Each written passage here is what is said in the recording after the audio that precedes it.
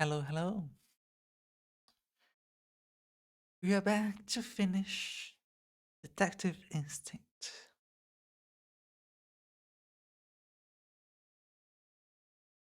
Forgot to do something. Yeah, there we go. Okay.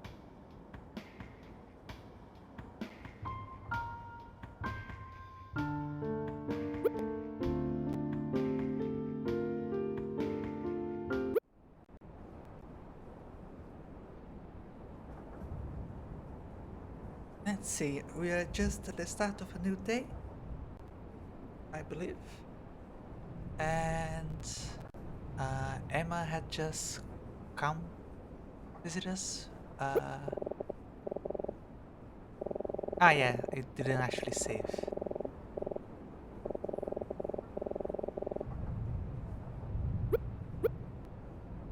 Or did it?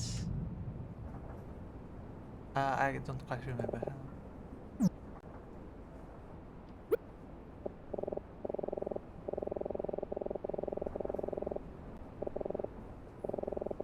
Yeah, it did. Okay.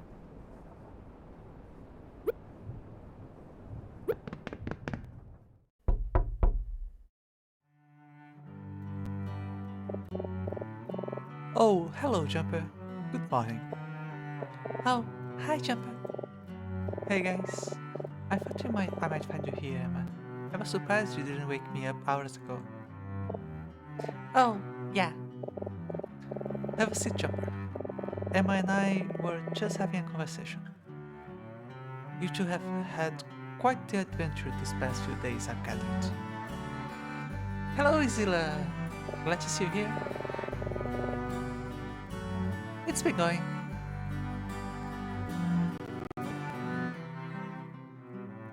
Started streaming more regularly. Helps. Uh, I guess Emma told him what's been going on. We should be finishing this today. We started it yesterday, and quite an intriguing little story. My, where to begin? Emma told me the two of you have been looking for a woman named Alma, who evidently went missing on the day of our departure. She told me all about your investigation, the many places you have explored, the people you've spoken to, and she told me about the incident last night with that Fisher gentleman. What a frightening ordeal. I'm so glad the two of you are safe. It makes sense to me now. That ring you showed me yesterday, I believe it may belong to this Alma. I wish the two of you would have confided in me earlier. Perhaps I could have helped somehow. I'm sorry, Professor. I already felt terrible about making this Jumper's problem. I didn't want to make it yours too. But that's what I'm here for, isn't it? It's my job to help. Not just with your studies, but with anything you may need. So, what do you make of all of this, Professor? I must confess, it's a lot to process. I'm not quite sure what to think. All of this on top of that detective investigating some very serious crimes. Very serious crimes. I don't know why I stumbled there. There is certainly something unusual happening here, but I feel it would be best for all of us to remain level-headed. There must be an explanation, and I am certain in time it will become clear to all of us. Professor, there was something Fisher said last night that I wanted to ask you about. I told you that Fisher was being forced to spy on a Vendragon politician by a lawyer named Maxwell. The man he was spying on was his employer. He said it was Senator Gordon. Senator Gordon? Isn't that the name of your friend? The one who invited you to Vendragon for this trip? Yes, that is right. Well, the idea that Fisher knew Gordon doesn't necessarily surprise me. As I told you the other night, Senator Gordon works extensively with Gumbrican refugees. If Fisher is Gumbrican, it makes sense that he and Gordon may have crossed paths. However, the idea that this Fisher gentleman was spying on Gordon... That is alarming. I can't imagine why someone would want to spy on Gordon. However, the thought that this Maxwell character was using a downtrodden man like Fisher for such a thing, it's just unconscionable. Listen to me, you two. I know I can't stop you from doing what you want to do, but please be careful. It will give me tremendous peace of mind to know that you two weren't involving yourselves in something potentially dangerous. I just ask that you be sensible. I don't think I could bear it if anything happened to you. We understand, Professor.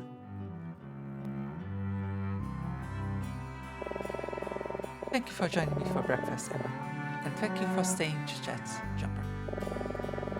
I know that things may seem uncertain right now, but I do believe we are in good hands with that detective on board. I'm sure everything will be sorted out before we arrive in London tonight. Until then, well, just stay cautious. I will see you both tonight when we disembark. Don't forget to begin packing your things. We'll be arriving before you know it. We will, Professor. Hey, Jumper, can we go back to your cabin for a bit? Sure.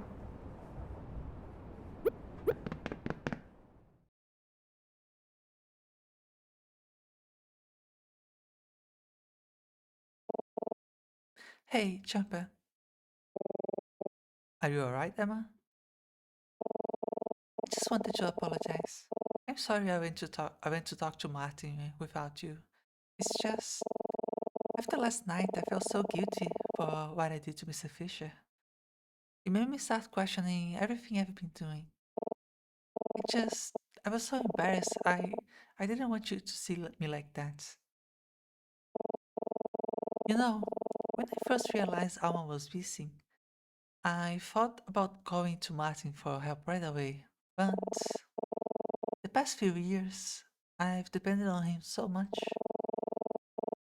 Whatever problems I've had with school, stress, work, anything really, he's always been there for me when I needed advice. So this time, I thought of another way. I wouldn't make it his burden. I wouldn't ruin his trip with my problems. I really thought I could get through this without him, but well, I guess I couldn't. It's okay, Emma. There's nothing wrong with asking someone for help, especially after everything we've been through. If it makes you feel any better, I'm glad you asked me. Thanks, Jumper. So, where do we go from here? Martin was very polite, but I can tell he's skeptical. I don't think he really believes me. And I don't know, maybe he's right. After everything that's happened, I can't help but feel like we might be in over our heads a little bit. Maybe we should just leave everything for Detective Daughtry to sort out. Oh, I don't know.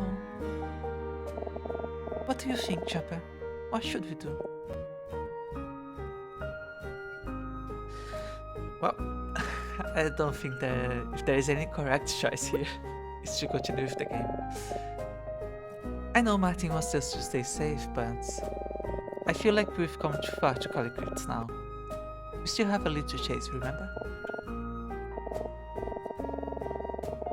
Yeah, I know. Mr. Fisher. We still need to ask him if he remembers seeing me with Alma the other day. If nothing else, I think we should at least see what he has to say, don't you? Okay, you're probably right. I guess it couldn't hurt to check with him, just to be sure. At this point, I would be surprised if he remembers seeing Alma, but if nothing else, I'd love to apologize to him for last night. How about we ask the observation car attendant if she knows what happened to him after last night? Any excuse to see her again, huh? Oh, give me a break. It's okay, Jumper. I'm just teasing. I think that's a great idea. Just let me know when you're ready.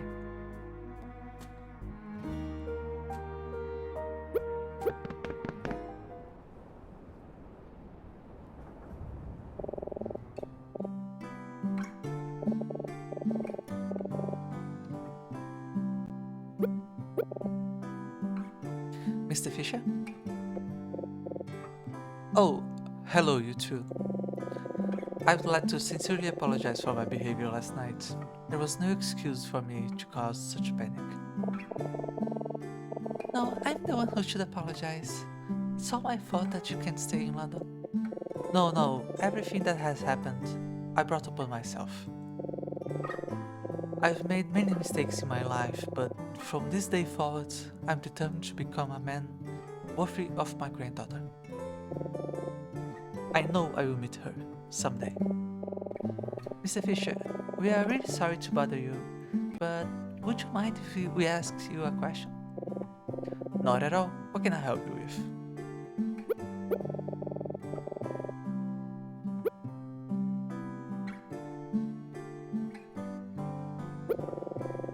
I spoke with Detective Daughtry at length last night. I had no idea he was here investigating Maxwell's death. And this was also the first I heard about what happened to poor Otto. Well, it doesn't matter. I don't have any hard feelings. The detective is only doing his job, and he was kind enough to allow me to keep my accommodations here in spite of everything. That's nice. Did you know Otto Keller, Mr. Fisher? Mr. Fisher? Oh, you know about Otto? It seems I was the last to find out. I didn't know him well, but having worked with Maxwell for a while, we did cross paths from time to time. He was Maxwell's housekeeper, in case you weren't aware. He was a very kind man. He was a Cumbrican immigrant like myself, so I found him very easy to talk to. To think he too was killed. Maxwell introduced himself to me at a bar. I could tell that he was trouble, but the money he was offering was too good to pass up. I have no idea what interests Maxwell had in Senator Garton. Frankly, I didn't want to know. At first, Maxwell just had me listen to Garton's conversation and report back what I heard. Later, he got more daring and asked me to look through his documents, memorize them, and tell him what they said. You managed to do that without getting caught? If I'm being honest, I don't think Senator Garton ever noticed my presence. He never suspected a thing, as far as I'm aware. Mr. Fisher, do you remember sitting in the lounge car 2 days ago? It would have been around this time. That would have been shortly after the train departed, correct? Yes, I do believe I spent some time in the lounge car. I was so thrilled to have made it on board, I wanted to explore the whole train. Of course, eventually I found my way here, which is my preferred spot. Do you by chance remember seeing me there?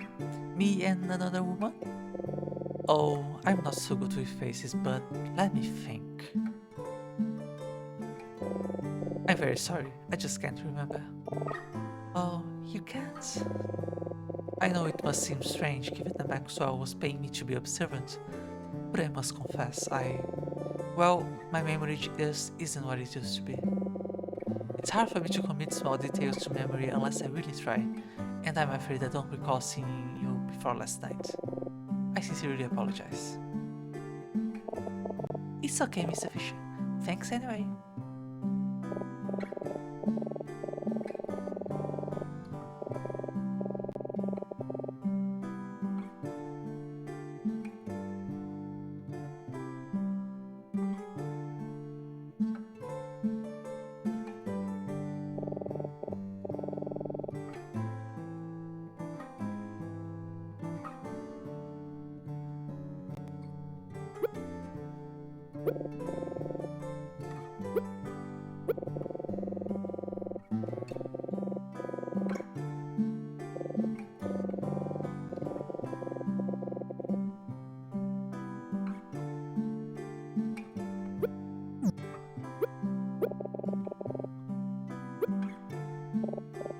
You okay, Emma? Yeah, I'm okay. Do you want to keep talking to Mr. Fisher? Maybe he knows something else that could help us. Well, if you want to, sure.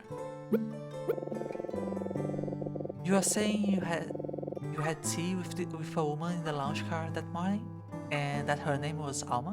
What a coincidence. My wife, my wife's name was Alma. When my daughter wrote to tell me she named her newborn after her, I was very moved. But to answer your question, no. I'm afraid I don't remember ever seeing her. I'm very sorry.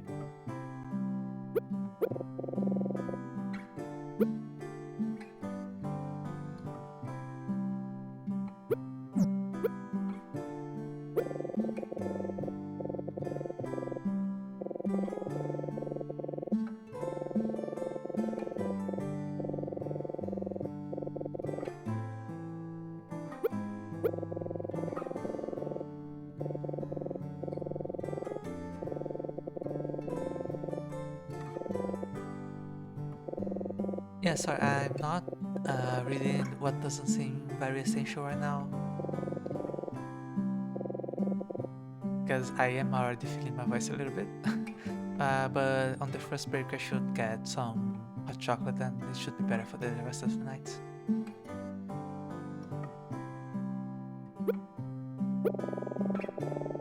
Do you remember anything else from when you were in the launch car that morning? Anything else? Let me think. Oh, I do remember a rather strange couple coming in at one point. They were hard not to notice. Very oddly dressed, and the woman made quite a show of her arrival. That must have been rather naughty. Oh, are those their names? I will admit those two struck me as a little odd, but I didn't think much of it at the time. I don't think they stayed long. If I recall correctly, the woman went to the bar at one point and they left shortly after.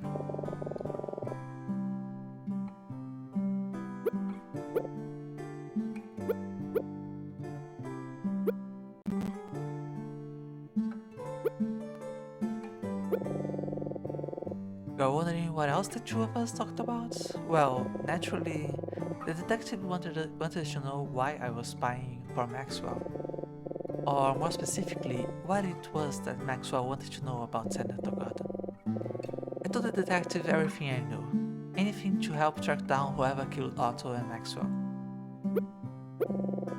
You might think I knew Senator Gordon fairly well, having worked as his gardener for years, but what little of a relationship we had could be called strictly professional. He paid little mind to me, and I paid little mind to him. At least when I wasn't spying on him. Even then, very little of the information Maxwell had me gather made much sense to me.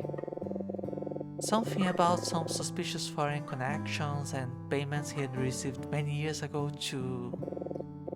I beg your pardon, I shouldn't be telling you any of this.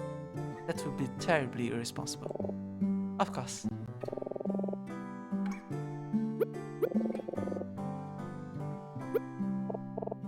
Hey, Champer. Yeah?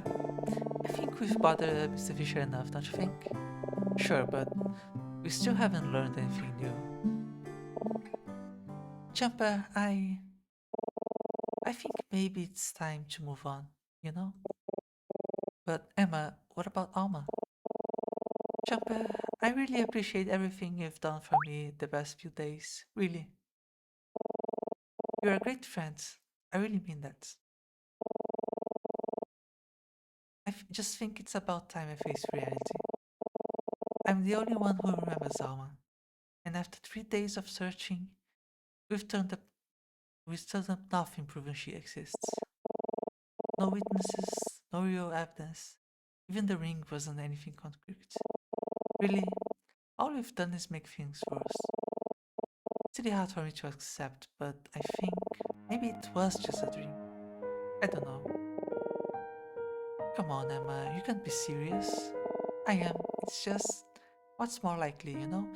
Just give me 1 second. I need to check something.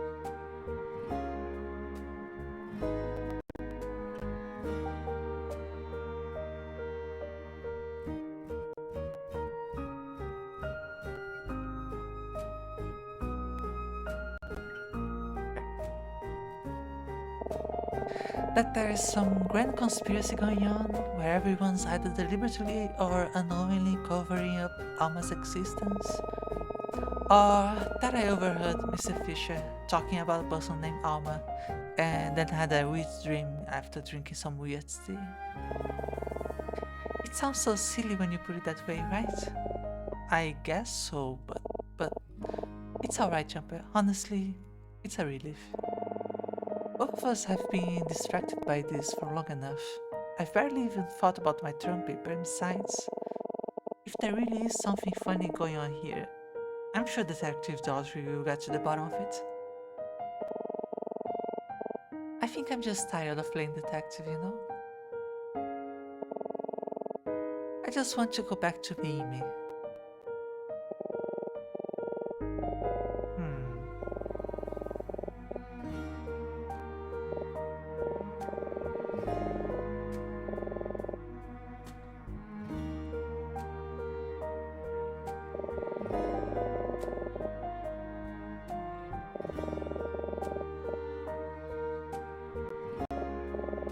Okay, if you're sure, then I'm with you.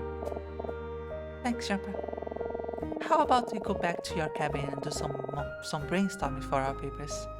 We both have a lot of ground to make up. Sure, that sounds good. Hold on. I just... I just remembered something. It was something about that odd couple. I knew there was some reason why I remembered them. You're saying you remember something about Fedra and Monty, Mr. Fisher? Oh, yes, I did remember something. Probably isn't anything substantial, just a bit of an odd interaction that struck me as a tad curious. The woman went to the bar while her husband waited in one of the booths. She talked to the bartender for some time. I remember seeing her hand the bartender some money, but I don't believe she ever had a drink. She never had a drink. No glass of wine or anything? No, certainly not. I watched her the entire time. You must think me to be rather rude, but I assure you, I was merely curious. No, that's alright. Well, I'm sure it was nothing. Perhaps the woman ordered a bottle of wine to be delivered to their cabin. I'm sorry, this all must seem utterly trivial. I sincerely apologize for wasting your time. It's okay, Mr. Fisher. Thanks for talking with us. Yeah, thanks, Mr. Fisher. It was my pleasure. I hope I was of some help to you both. If you need anything else, please don't hesitate to ask. Goodbye now.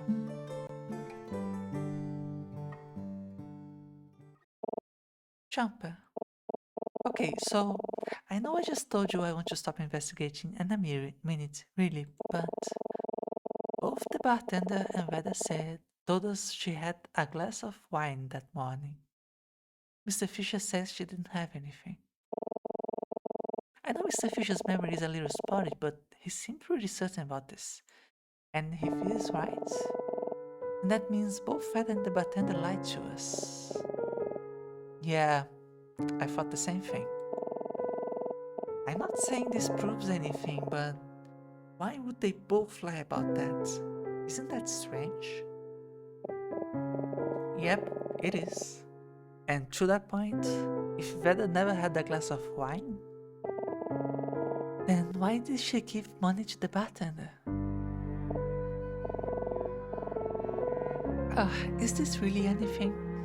Am I just making a big deal out of nothing?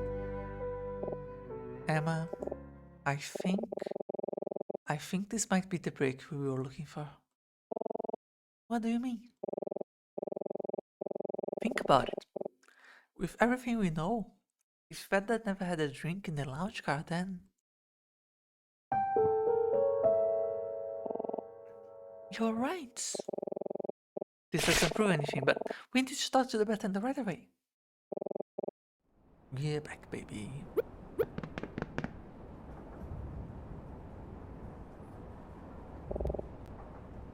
There he is. Let's not waste any time.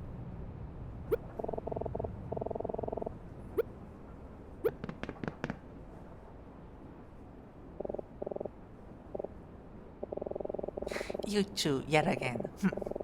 It would appear these two golfers are my curse. But don't worry, I won't ask you to read them from this place again. You look as if you want something from me. Can I interest you? Can I interest you in some tea? No tea. We just wanted to ask you a few more questions, if you don't mind.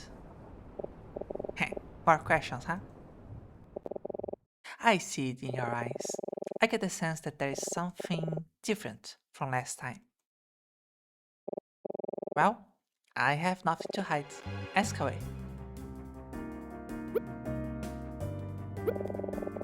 You're asking me about your dream woman again? And now you give her a name? How creative. Well, I'm sorry, she didn't exist 2 days ago and she doesn't exist now. The afternoon after we departed, you told me and Emma that 3 people had ordered drinks from you. You said those 3 people were Emma, who got tea, Detective Daughtry, who got a beer, and a woman, who ordered a glass of wine. Yes, that is correct.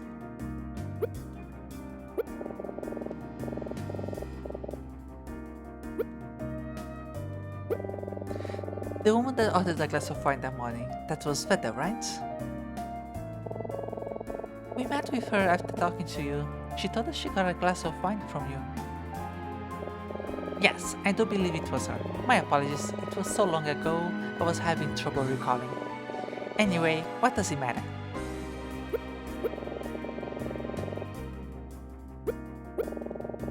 Do you remember the old man that was here the morning we departed? An old man. Yeah, you had mentioned to me that he seemed out of place. Ah, yes, him. That was Mr. Fisher. Me and Emma met him yesterday. Oh, did you now? Well, so what? Why should I care? He told us something kind of strange today. He remembers seeing you talking to Veda that day, but he was adamant that you never gave her a drink. Oh?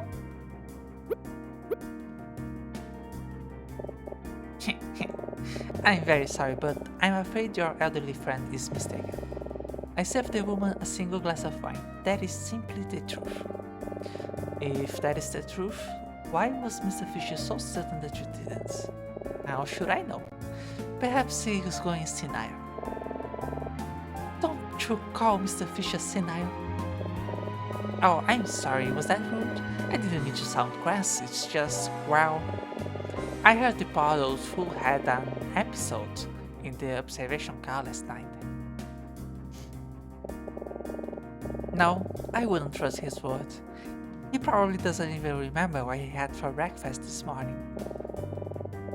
The woman ordered a glass of wine and I gave it to her, simple as that.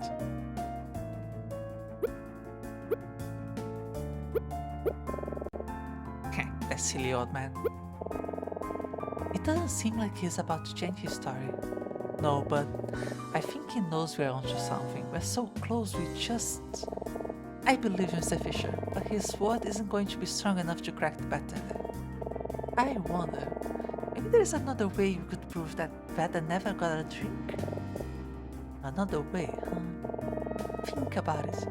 We know for sure that he's lying to us. We just need to find a way to prove it. We've learned so much these past few days. There must be something we can use against him.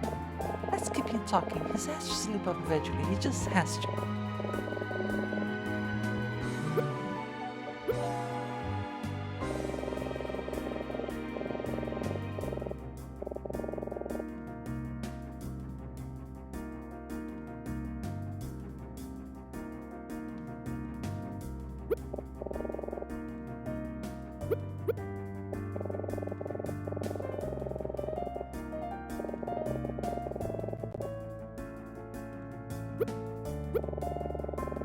You want to know more about the wine we are serving?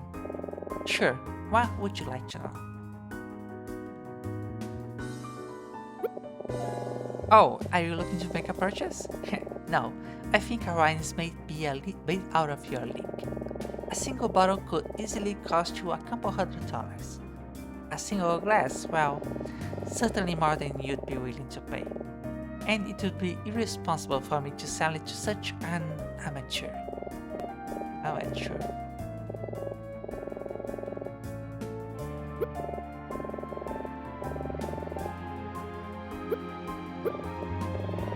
Alright, so if the wine is really so expensive, how could Vedder afford it? I beg your pardon? I mean, you told us yourself that Vedder and Monty are broke. How could you have sold her such an expensive drink? That's a pretty good question. Well, what can I say? She must have been truly thirsty. Oh, come on, give me a break. Is that the best you can come up with? I can't presume to know why that woman would spend some of what little she has on wine. However, well, you've met her. I don't think it's such a stretch to suggest her priorities are perhaps a bit distorted. That was a good try, Joker, but I don't think it's strong enough. You're right that it's odd for Vedder to have spent so much on wine, but we can't prove that she didn't or wouldn't.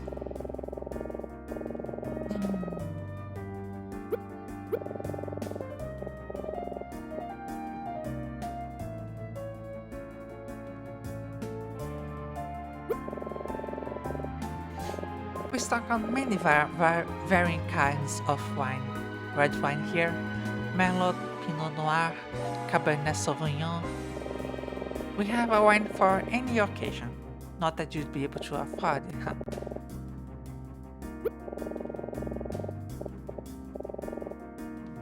I'm not sure now what is going to be relevant, but we're just going to go through it. So you serve various kinds of red wine here. That's right. Do you only serve red wine? No white wine or anything? Yeah, she said something about white wine, I think. That is correct. The only kinds of wine we have available are red wines. Only red wine. That's it!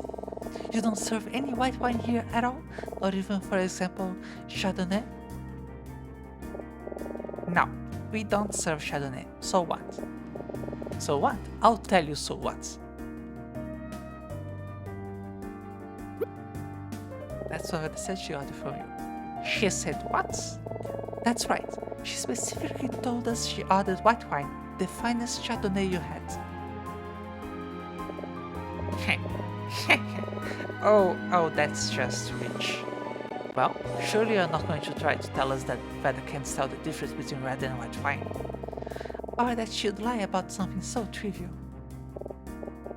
No, you're right. This certainly is a contradiction. Oh, whatever would I do? You discovered my dark secret. Well, can you explain this one or not? Okay, you win. I'll tell you the truth. Sure, why not? You are right. I did not sell that woman a glass of wine. I did speak with her, but for reasons I am not at liberty to say, we agreed that if anyone asks, we would say she ordered some. I didn't expect that she would choose to embellish her story later on. How utterly foolish. Well, there you have it, the truth. Are you satisfied now? Not quite. Oh, that's right, because if Vedder didn't order a glass of wine, that leaves us with another contradiction. Well, I'm all ears. What is this supposed contradiction?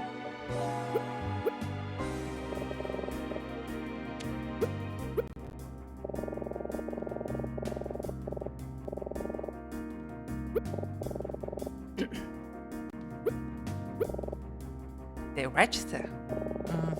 You told us that this register tracks how many drinks are sold in a day.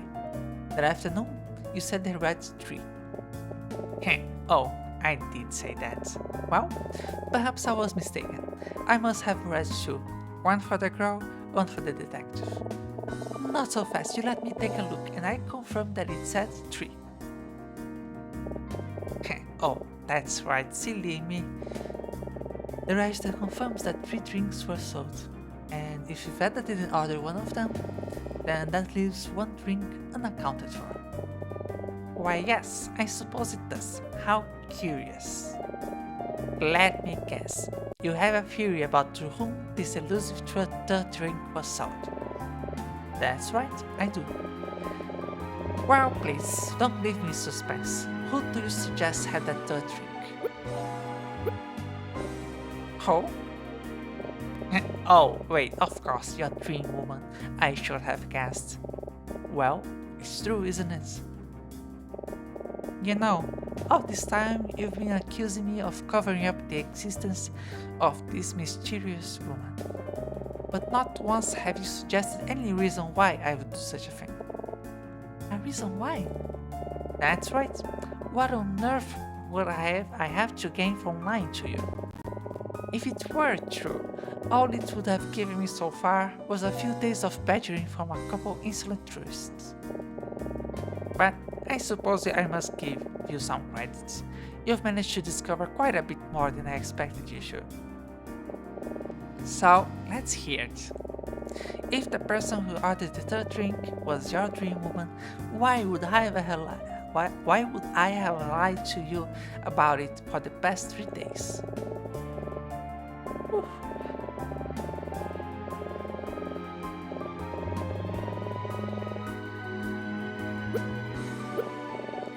Well, any theories?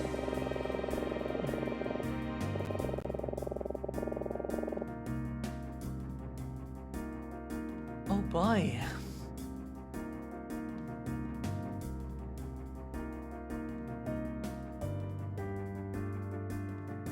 Well, is it the Veda paid the bartender for him to do that? So I want to say the fish gave us the piece of information. There was one more thing that Mr. Fisher told us about you and Veda, something very unusual. Oh, and what was that? He said that even though she didn't return with a drink, she handed you money. Oh, did he now? That seems odd, doesn't it? Why would Veda hand you money if she wasn't ordering anything to drink? I don't know. You tell me. Alright, I will. She wanted to shut you up. Veda knew that you saw something she didn't want you or anyone else on this train to see. She knew that Emma saw it too. So she paid you to pretend you didn't see it. You agreed, but you needed to make sure there was no evidence to implicate either of you in the scheme. The cash register clearly showed that 3 drinks had been sold. So, in order to hide one of them, you both agreed to pretend that Veda ordered a glass of wine. It probably would have worked too, if only Veda hadn't gotten a little dramatic with her side of the story. Veda may have gotten lucky that no other witnesses saw what she was trying to hide. But in the end, it didn't matter. Her story fell apart, and so is yours. I'm waiting for the punchline. Tell me, what did I see that I shouldn't have? You saw Alma, the missing woman.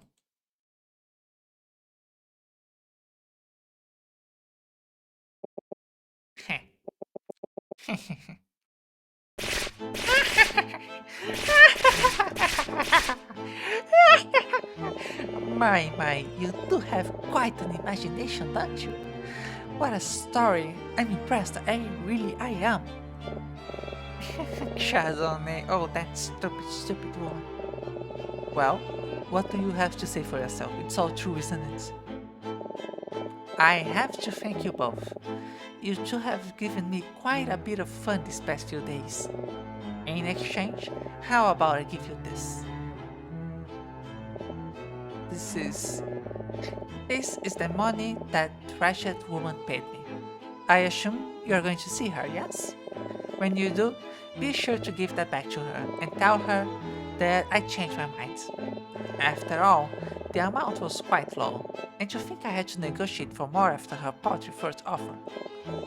In truth, I felt sorry for her, knowing how penniless she and her feeble husband truly are. But my silence isn't cheap. Are you saying? Oh, would you look at the time? I'm afraid I must take my break now. I think you two better hurry up. You're running out of time, you know.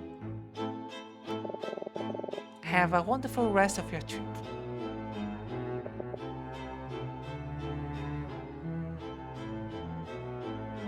And good luck finding your dream woman.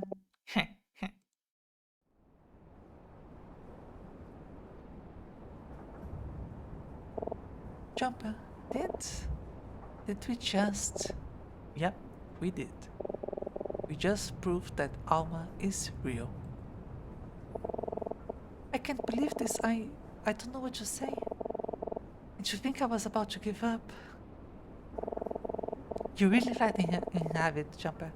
I've never seen that side of you before. Yeah, maybe I got a little carried away. It was pretty cool. My heart is racing. I'm nervous, but there's no time to lose. If we don't confront Veda and Monty now, we may never know what truly happened to Alma. I don't want to scare you, but this could be dangerous, right? Whatever is happening here, it's just, we don't know what these two are capable of or are willing to do. Are you sure you're ready for this? Yes. Alright, let's go, Jumper, to Veda and Monty's cabin. One last time.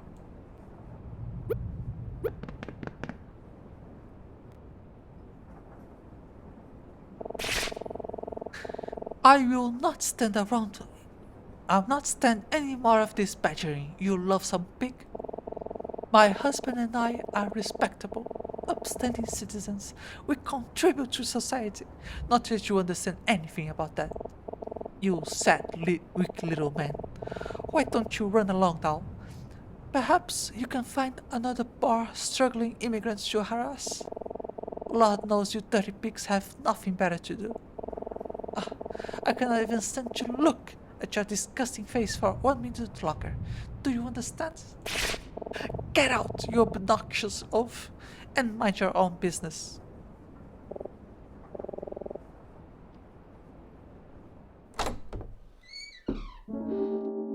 Oh, detective. Oh, hello again. Um, what brings you two here? We were just passing through. What about you? What was going on in there? Oh, I was just investigating.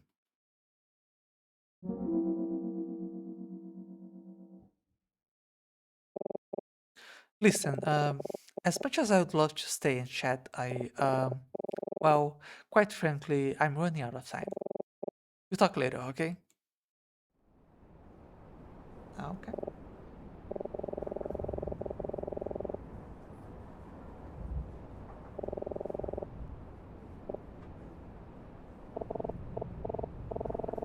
What about that? Now, darling, I'm not sure why you won't just leave this to me, but if you truly must know, it's ace, king, queen, jack. In that order, okay? Don't forget. Huh? I'm not sure what they're talking about, but let's not get distracted. Don't worry, Jumper. We can do this.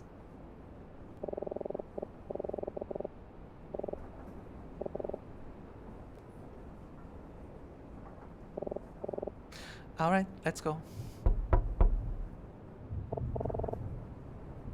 Oh, what is it now? Oh, it's you two again.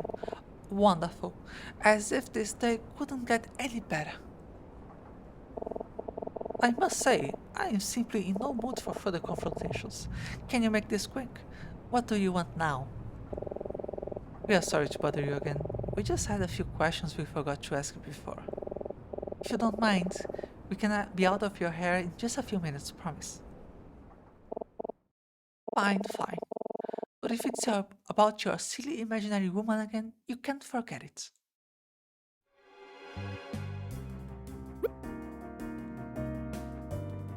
Hmm.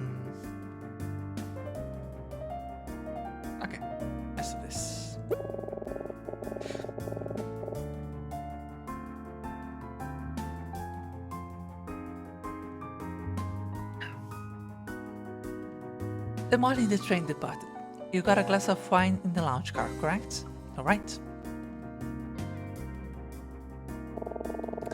Haven't we been over this already? Yes, I had a glass of wine that morning. A glass of Chardonnay, right? Yes, that's right. The finest they had, made with grapes straight from the fields of Burgundy. Huh, that's interesting. What is that supposed to mean? We just got back from the bar. According to the bartender, they don't serve any white wine here, only red wine. What do you mean? He said they only serve red wine? That's... that's completely asinine. Do you really expect me to believe a story like that? It's true. We even asked if he had Chardonnay, and he said no. I don't care what that creep told you. Maybe he ran out. That's what I ordered. Don't know what to tell you.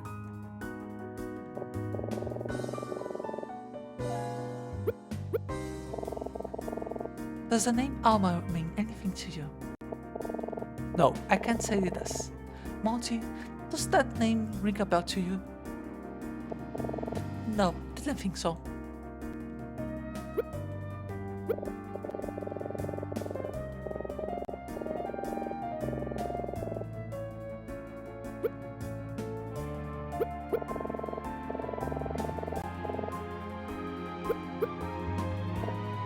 Oh, I see where this is going. That's the name of your missing woman, isn't it? Didn't I tell you not to waste our time with that nonsense? You commoners really do have no tact at all, do you? Please, enough of this.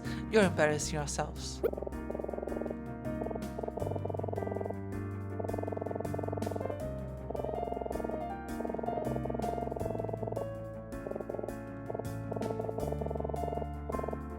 Well, Beth and Monty think we don't know who they are, but we do. And if you show them that we know that, they might start worrying that we know more than we do. We gain the upper hand. That's a great idea. Keep pushing Jumper, make them sweat. I see this is going to be just as tedious as it was the other day, isn't it? If you don't have anything of substance to ask of us, we weren't finished yet. Don't interrupt me, child. What else could you possibly have to ask us? Excuse me? I don't see how that's any of your business. Besides, what does he look like to you? Could a bar person afford this jewelry or a luxury suite like this? Yes, Monty and I are obviously quite well off. Is that really true? What is that supposed to mean?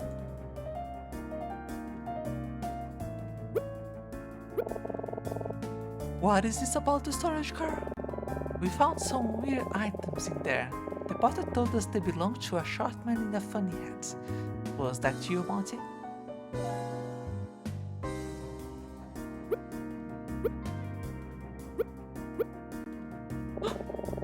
That was a really fun gas trick you showed us the other day, Monty. You did what?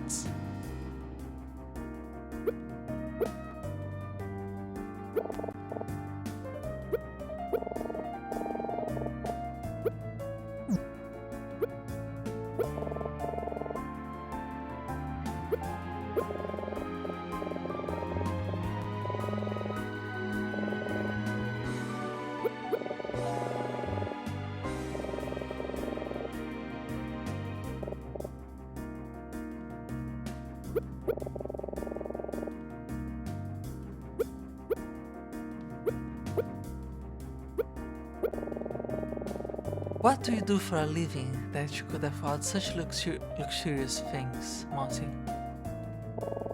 Don't answer that. I'm sorry, I'm just curious, that's all. I'm sensing a smug satisfaction coming from you. It is most unbecoming. Enough of this. Tell me, right now, what do you know?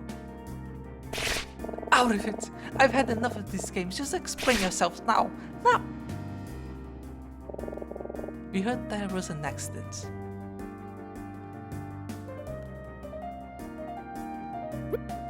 Oh. Alright. You're a magician, right, Monty? Around a year ago, there was an accident during a performance. It ruined your career.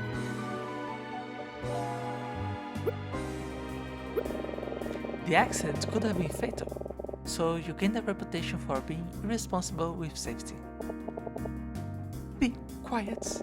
You lost your regular bookings, and no other venues wanted anything to do with you.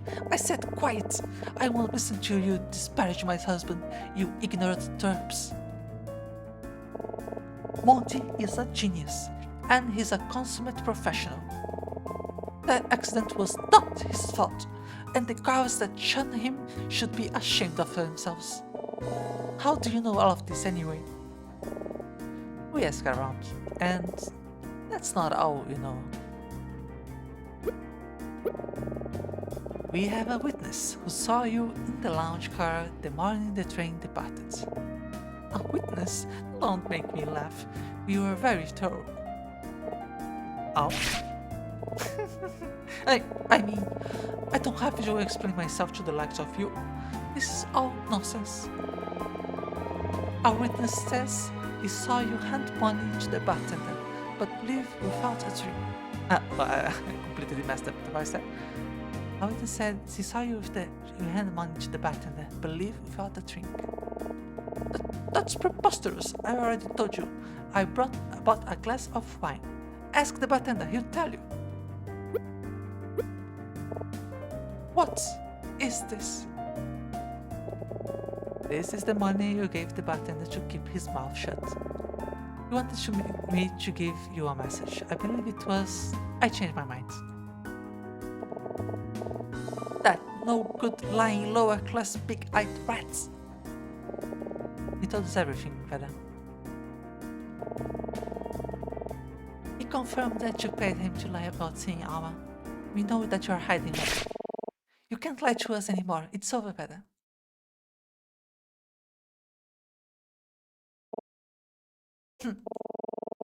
You must think you've got us all figured out, don't you?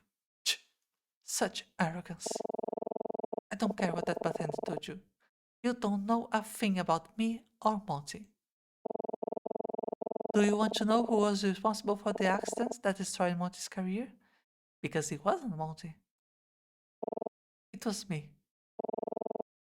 I was his stage manager. It was my responsibility to ensure all safety protocols were followed for my husband's shows. On that day, our performance was running late, so I skipped on one of our procedures to get him on stage faster. I assumed it would be fine. It was fine every time before. I was careless. God, I could have killed him. Even though nobody was hurt, that kind of negligence should have been enough to have me arrested, but...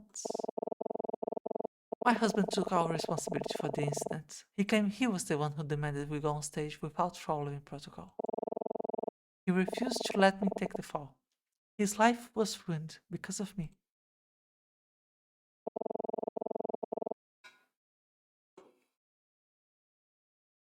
I have not rested for a single day since it happened. I have spent every waking moment trying to restore my husband's reputation to no avail. So, when an opportunity finally presented itself, I wasn't going to let it slip by. Opportunity? There is nothing you can say that will make me jeopardize the arrangement I've made. And besides, what do you really know about it anyway? What makes you so sure your mystery won't even wants to be found? Haha! You haven't thought about that at all, have you? My lord, how self-centered can you be? Listen to me, very carefully. You two are meddling in something that is far bigger than you know. Why, even Monty and I don't know all the details. Forget about it. Everyone will be much better off, yourselves included. Got it?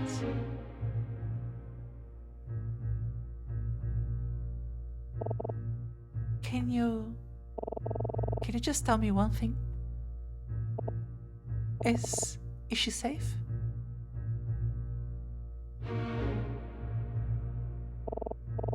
I told you. Forget about it.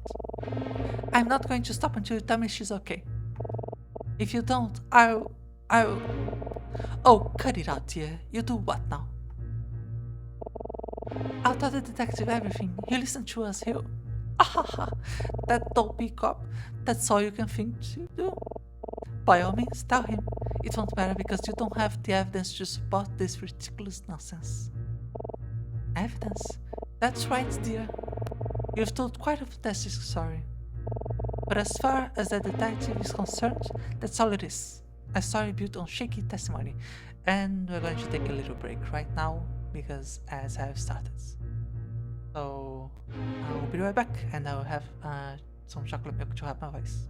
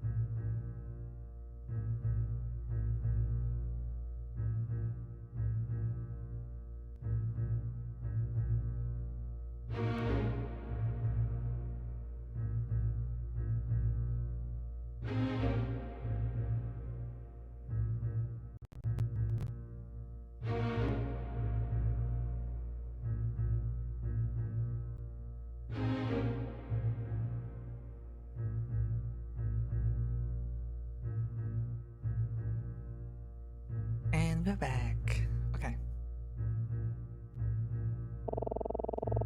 The fact remains that you do not have any proof whatsoever that a woman named Alma was ever on this train. And you never will, because there is nothing to find. So what? Even without any evidence, I know Detective Daughtry will believe us. Come on, Jumper, let's go find him quick. That won't be necessary. I have some evidence right here. What was that? Oh, I have in my hands a wedding ring. Would I be correct in assuming you two found it here in this cabin? Professor Martin? Was he the one who stole it?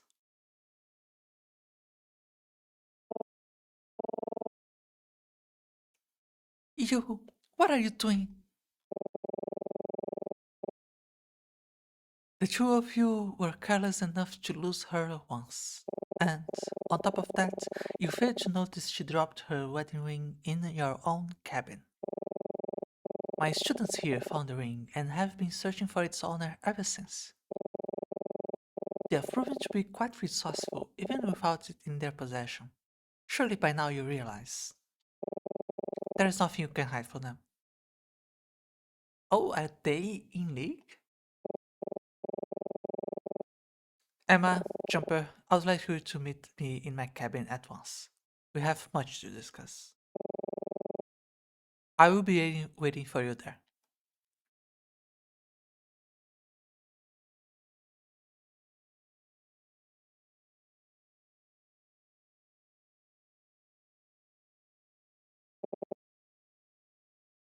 But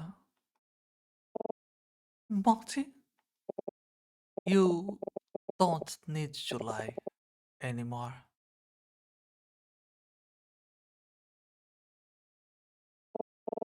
Oh, Monty.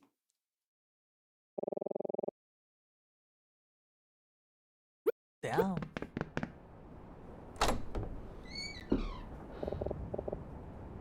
Have a seat, you two.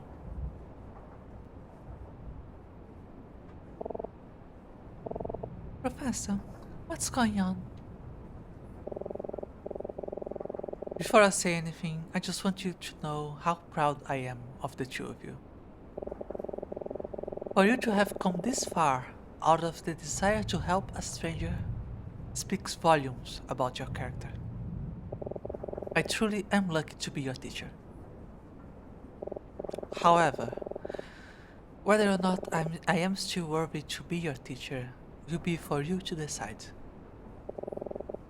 I have deceived you both. I know this is unforgivable, but I hope you allow me to explain myself. I know you must have many questions, and I intend to answer them all. All I ask is that you trust me.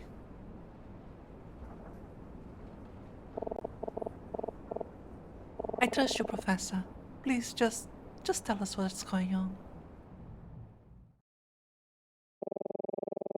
I told you that Senator Gordon invited me to Vendreka, which was the genesis of this trip. This is true, as was my desire to turn it into a valuable study experience for some of my brightest students. But Gordon wasn't simply inviting me here on holiday, he had a request. It was about the woman you met, Alma. By now, I'm sure you've realized that the truth of Vendreka's relationship to Cambrica is more complex than I initially suggested. It is certainly true that Vendreka has welcomed many Cambrican refugees into the country, but they do not live well.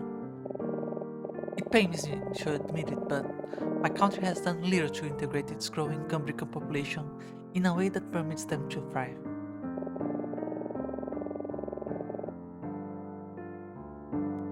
There are those in the government that see the influx of Cambrican immigrants as a problem that needs to be solved by forcibly removing them from the country.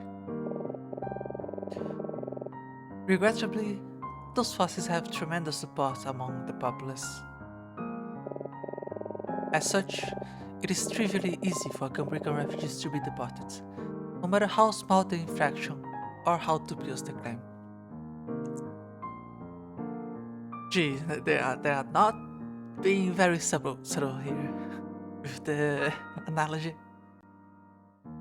But okay, I mean it's fine. The courts will almost always rule in favor of deportation for any Cambrican immigrants that is accused of even the most trivial of crimes. They come to this country to escape the tyranny of their home, only to end up right back where they started. It is a dreadful situation. That is awful. Yes. The woman named Alma is a Cambrican immigrant. Her husband committed a violent crime and was killed in the process. Hello, Sunday player. Thank you for stopping by. Welcome.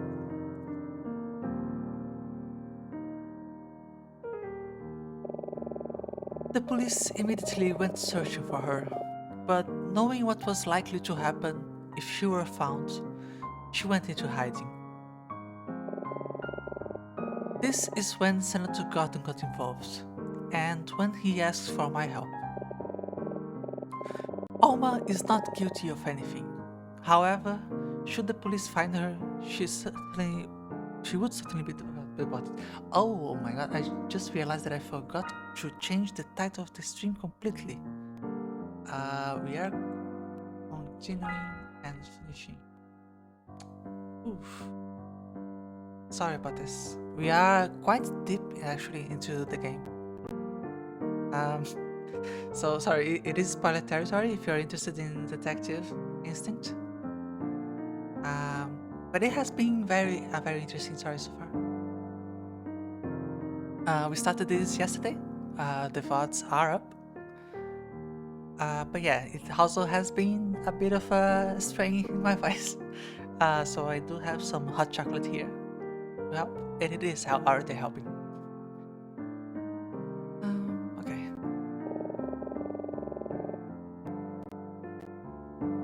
Yeah, it's really stylish, this type of pixel art. She will be forced to fend for herself in that violent place. Senator Gordon, hearing of her plight, quickly devised a plan to get her out of the country and to set her up with a new life in London. Yeah, for sure, Snaplayer. I was talking with Glaive about it a little bit. Apparently it's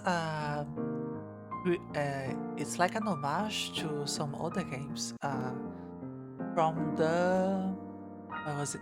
Yeah, the Famicom Detective Club and early Japanese adventure games. So the little bit of a consequence of that is that, for example, when you're talking to people, there is like a button to think and a button to discuss. And I wanted to discuss right away with Emma, our friend here. Sorry about that. But we had to click think first, so that our character has the thoughts that, oh, let's maybe talk to Emma, and then we had to talk to Emma, which is a little bit of an awkward situation. But yeah, it's just not that kind of game, I suppose. It is rather linear, at least, so we don't really get lost very much. We are more like just along for the ride in this one. Okay, let's see.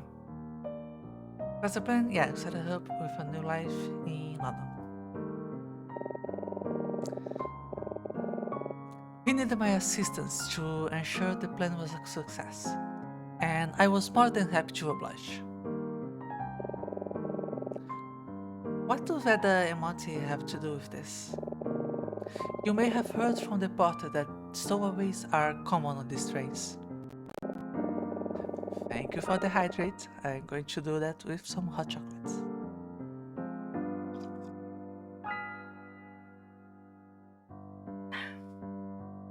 In truth, many of them are Cambrican immigrants looking to escape the same fate as Alma. As such, security has gotten remarkably tight on any outgoing travel. All luggage is very thoroughly inspected, especially oversized items that are placed in the storage cars.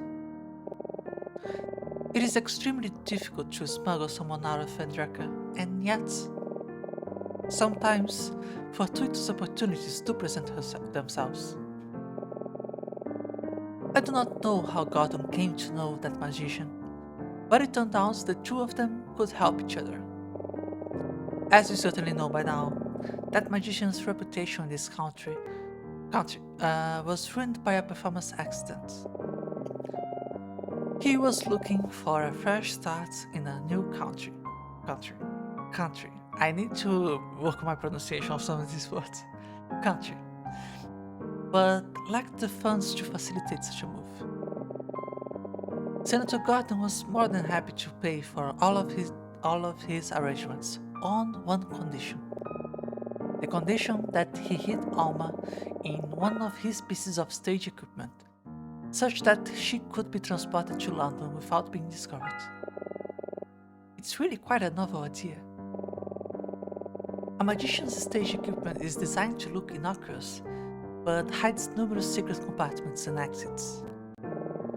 It was not difficult to get all of the items past security without such compartments being opened, and without Alma being discovered.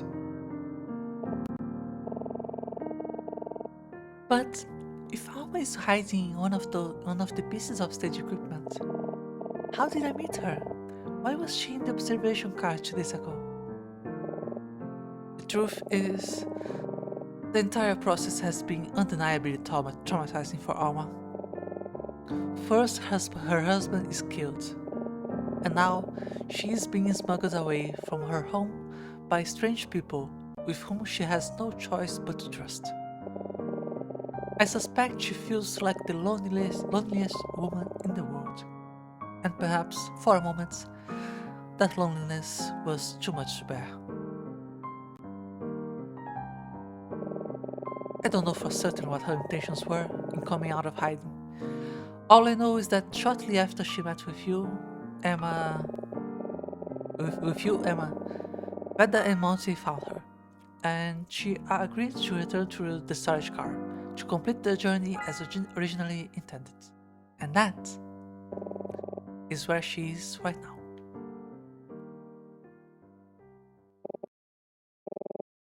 This is unbelievable.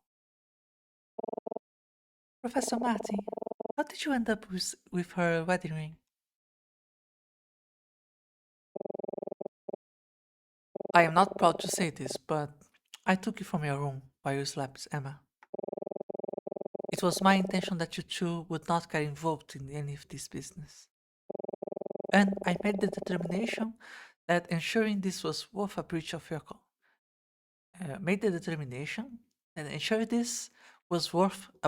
confidence. I see now that this was a mistake, and I regret all that I've done to hide the truth from you. I hope you can forgive me. And now, I must make a request of you. Please, do not investigate any further, and do not tell the detective what I've told you just now. That detective, I do not believe he is as trustworthy as he seems. I believe he has an ulterior motive for being here, and I suspect it has something to do with Alma. Much like the courts, the Vendraka police have little sympathy for Gumbrican immigrants. If he were to find Alma, he would not hesitate to bring her back to Vendraka and have her promptly arrested. He has already suggested he will do the same to another immigrant on board, yes? That man, Fisher? Yeah. Okay. I also have my suspicions about that case he's investigating. The man who was killed at the hotel, Otto Keller. You don't think Detective Daughtry? Please, Emma, Jumper. The only way that Alma will successfully complete her journey is if we pretend that everything is normal. The detective cannot find her. We cannot allow that to happen.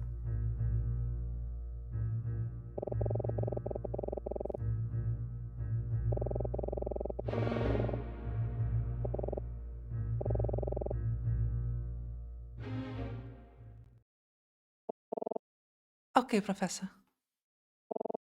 I'm sorry, I think I need to go back to my room for a little while. I understand. Excuse me.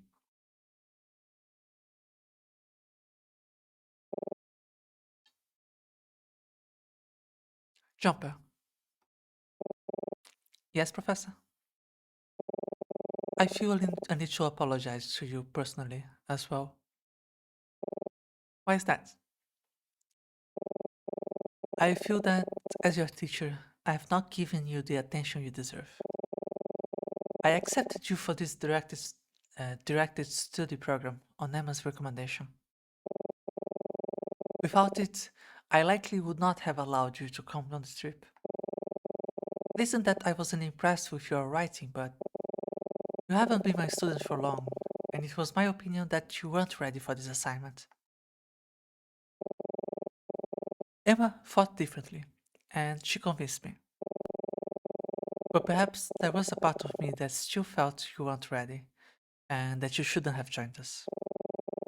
I believe I may have neglected your development, but knowing what you have assisted Emma with, knowing what you have assisted Emma with uncovering these past few days, I am convinced that you are a man of tremendous character and intelligence. She was right. I was wrong. I hope you don't take this the wrong way, but I suspect that everything I have just told you and Emma, will have come as much more of a shock to her than to you.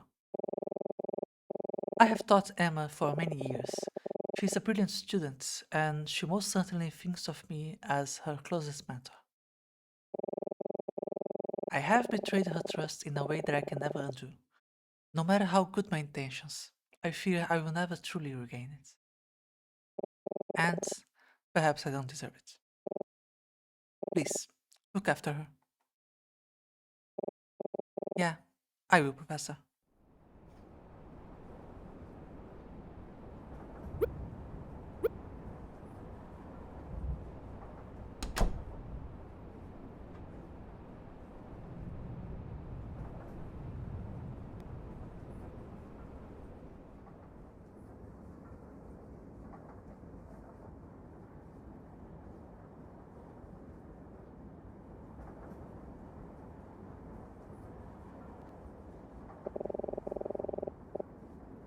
I think that's just about everything packed. Phew, I didn't think I had that much. Maybe I should have folded some of the clothes. Well, whatever. It's fine. We should arrive in London in just a few hours. I can't believe it. This trip went way faster than I expected. This has been a pretty weird experience. I haven't seen Emma since she left Maxine cabin area. She's doing alright. Maybe I should go check on her.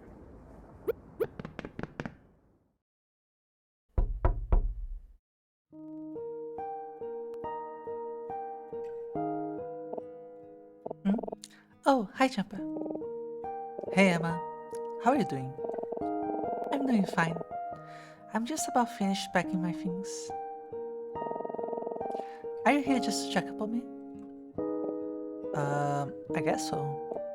Aw, that's very sweet of you, Jumper. Thank you. Don't mention it. Just wanted to make sure you were alright after, everything. I appreciate that. It's definitely been a lot, but I'm fine. Really. It feels like this trip went really quickly, doesn't it? I guess that's because neither of us has really had a break since we departed. Tell me about it. I was planning on using this time to plan my term paper, but I haven't had a single second to think about it. Oh, Jumper, I'm sure you would have found a way to procrastinate on that, even without my help. Yeah, probably. How about this? I think almost in good hands, right? We shouldn't need to worry about that anymore, so why don't we spend these next few hours relaxing? We can go to the lounge car and get a drink or something. Maybe we could brainstorm ideas for our term papers together, or talk about literally anything else. What do you say? That sounds really nice, actually. Sure, Emma. Great, let's enjoy ourselves.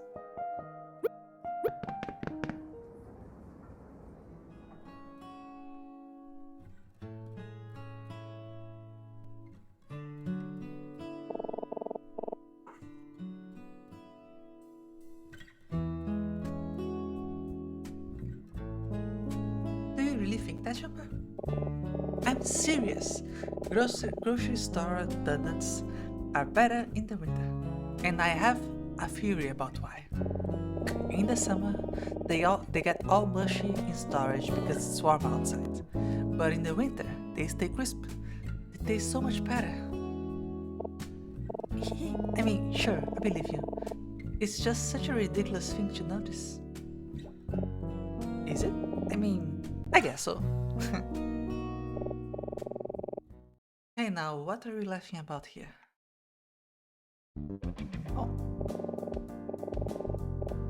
Is this something I said? Do I have food on my face? Oh. Hey, detective. Oof, I totally killed the mood, didn't I? Yeah, I have a habit of that. Oh no, it's okay. How are you? How am I? Well, I'm still breathing, and my hair isn't falling out yet, so all in all, I can't complain too much. My investigation appears to have been a bit of a bust, so I'm not looking forward to facing my bosses back home and telling them I got almost nothing. How about you two? Did you end up finding your missing woman?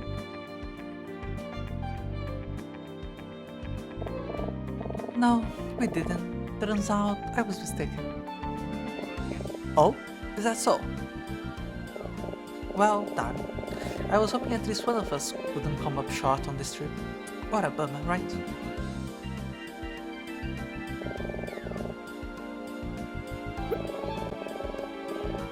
You look like you have a question for me. What's up? Oh, no, I didn't have anything. Oh? Alright then.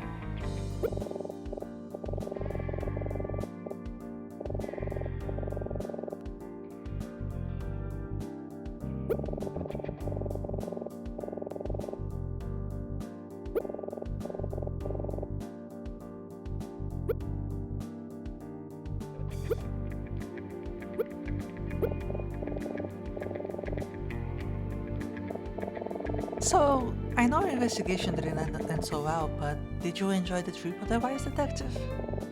Oh, I guess so.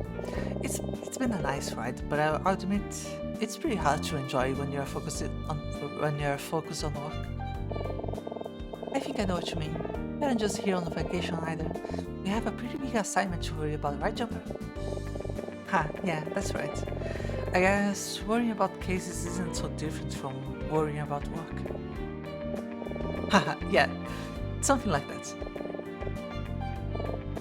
Honestly, it was fun playing detective for a bit, but the missing woman thing was really just an excuse to procrastinate on our papers. From now on, we're gonna leave it to the professionals. Yeah.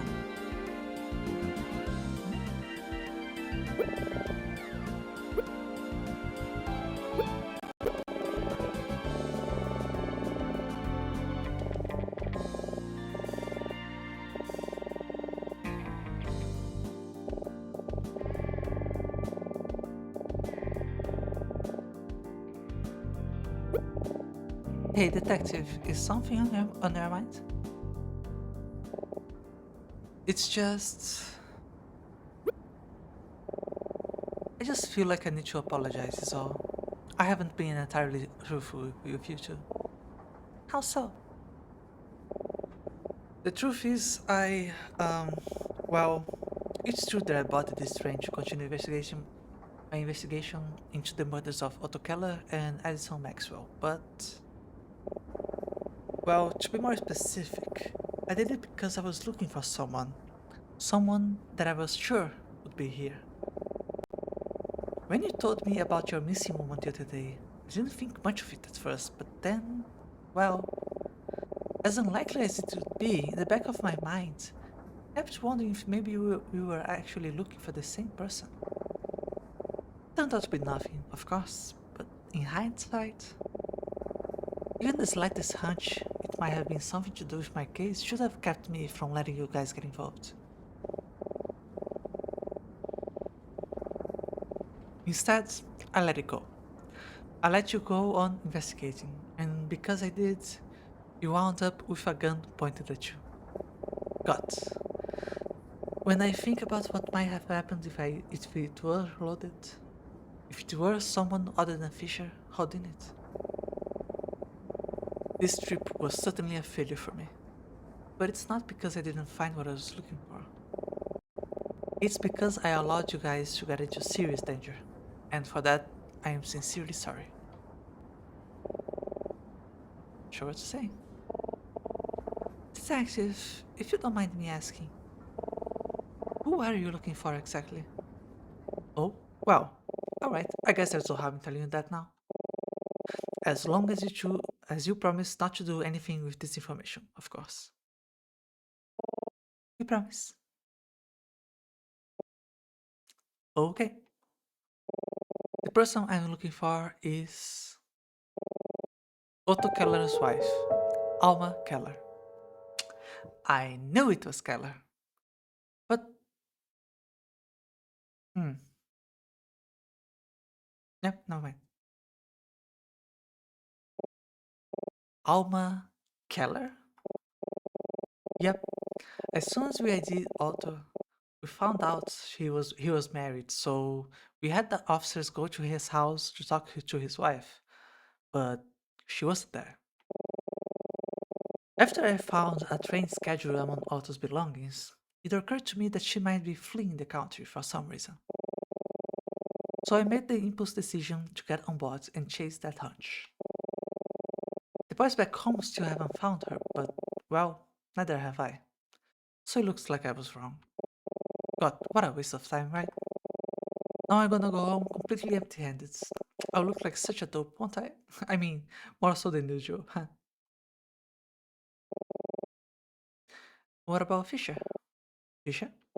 I mean, you said you were going home empty-handed, but isn't he coming with you? No, Fisher isn't coming with me. When we arrive in London, he's going to stay. You're, you're letting him stay? Listen, everything about this is against my very judgment. In fact, it might just be the most irresponsible thing I've ever done, which is saying something. Fisher is guilty of some serious crimes.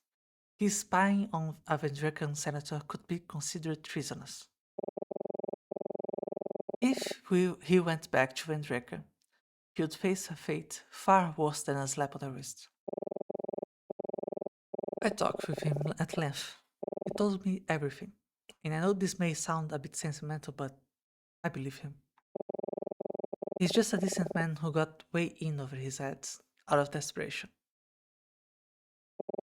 I just, I can't in good faith condemn that man to such a horrible fate. How could I sleep at night, you know? As far as you know, there was no Fisher. And everything I just told you, forget about it, okay? Yeah, sure.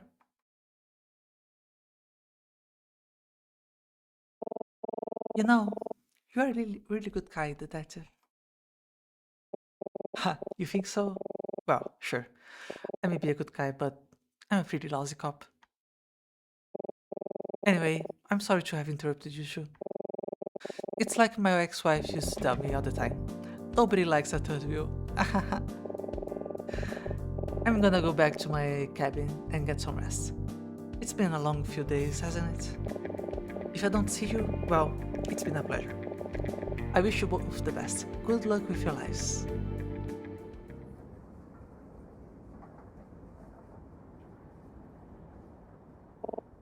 Champa? Do you think... Do you think that Professor Martin was telling us the truth? I mean, I don't know, I think so. Why wouldn't he? When I left his room yesterday, I took this. The ring. To my beloved AK, Alma Keller. There's just no way this is a coincidence. Alma is Otto Keller's wife, which is something that Martin didn't tell us. I don't think that he noticed that I took back the ring. I just wanted to have it, you know? Just in case. Just in case what, exactly?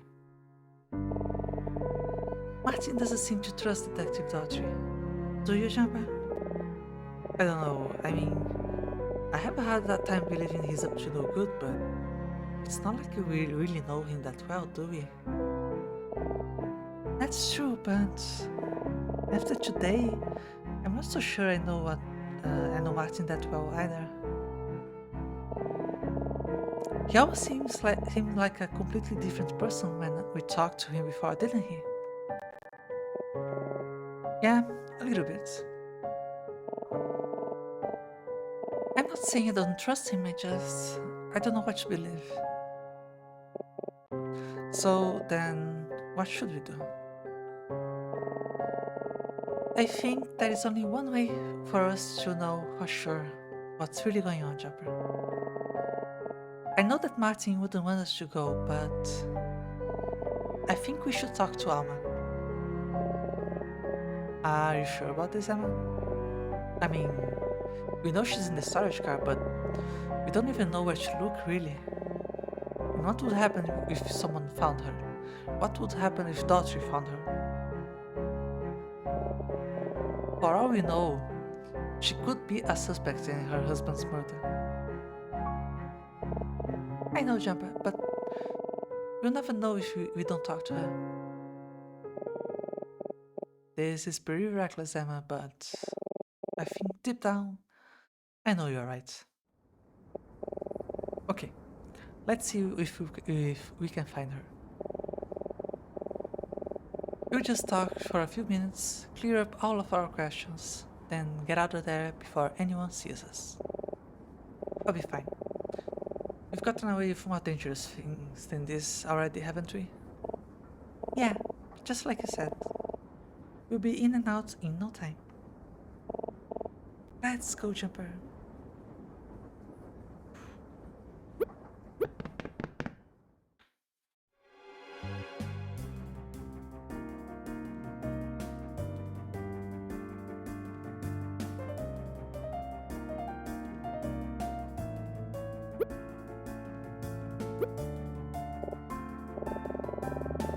Well, this box is definitely big enough to hide a person. Sure, but unless there's a secret compartment, they surely would have found her during the... whatever. No, it doesn't look like there's a secret compartment here. It's definitely deeper than it looks from the outside though.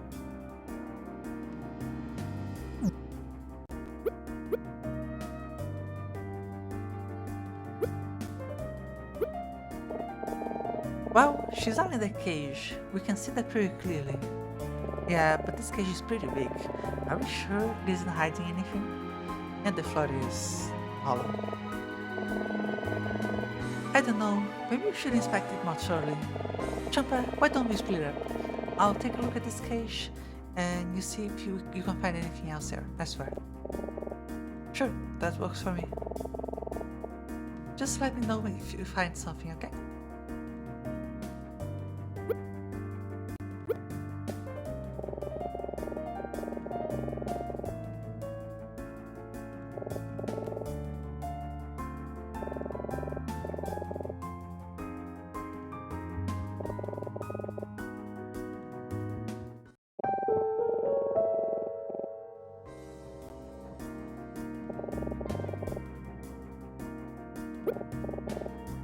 Hey Emma, I found something. You did? What is it? There was a key ring hanging from the sword hilt on the suit of armor. It's got one tiny little key on it. A small key, huh? I wonder where it goes to. Did you find out anything interesting about the cage? Well, the door to the cage is locked, but not with a key. The door has a 4-digit combination lock, so unless we can figure out the numbers, we are never gonna get inside.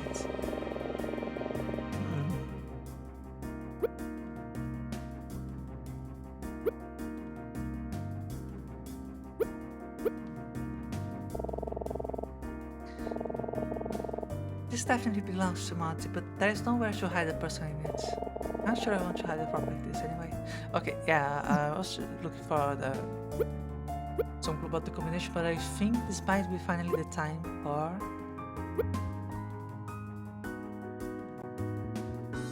maybe it's 8532? Ignoring that the ace is clearly a 1, but yeah.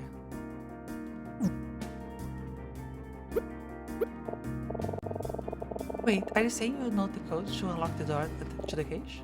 I mean, I could give you a shot. Okay, you can't hurt to try. Just tell me the number and I'll try it out. What do you think, Jumper? What's the code? Okay, I'll try it. No, that wasn't it, Jumper. Okay. I just thought of something. Do you remember what we overheard Beta telling Monty about earlier? Ace, King, Queen, Jack, in that order. What do you think she was talking about? I don't know, maybe Veda's trying to teach Monty something about poker. Ace, King, Queen, Jack, could this have anything to do with where they hit Alma? I don't know, it seems like a long shot, but maybe we should review our notes just in case. Okay, so... once?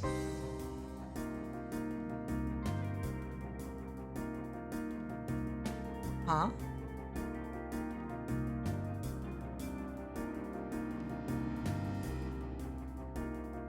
So is it 2538?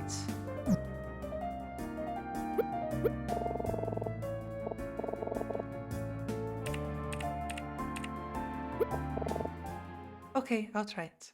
No.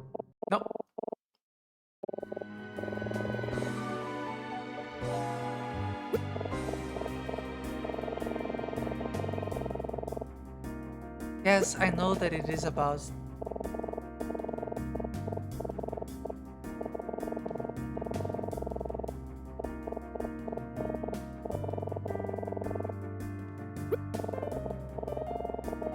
Nope. Okay.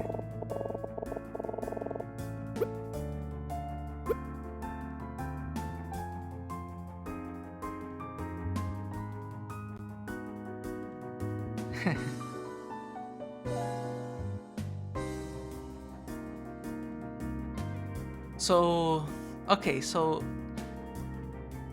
maybe it's just from highest to lowest? But that, oh yeah, I already tried the 532.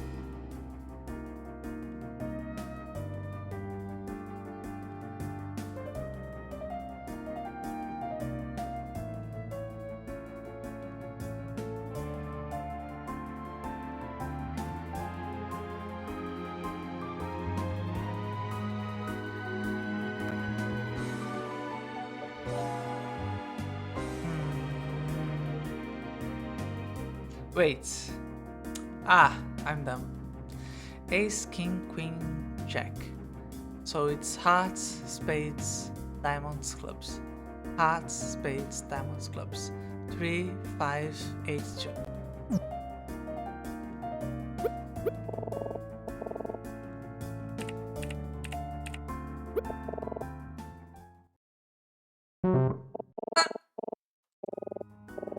Did I get that wrong?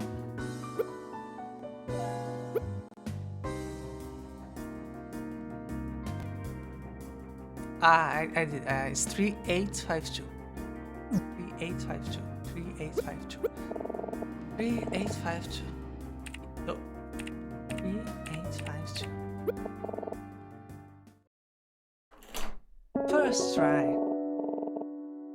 can't believe it. You got it right. How did you know? It was nothing special. Just a simple bit of deduction. Comes quite naturally to me, if I'm being honest. Forget it. I'm sorry I asked. But good job. Now the cage.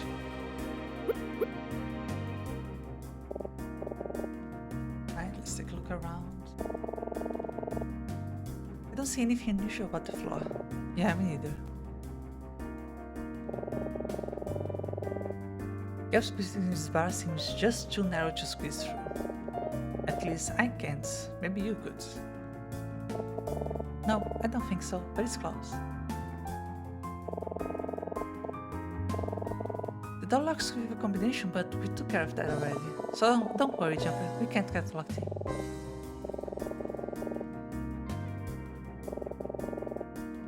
Can you see anything in the ceiling? No, I don't think so. There's definitely more room up there than it looks like on the outside though. I wonder if that's true of the floor too. It's no use, Jumper. She's too well hidden. How can that be? Feels like we've been pretty thorough.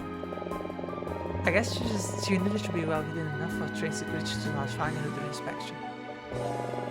Maybe we would never really stood a chance. Oh, Alma, where are you?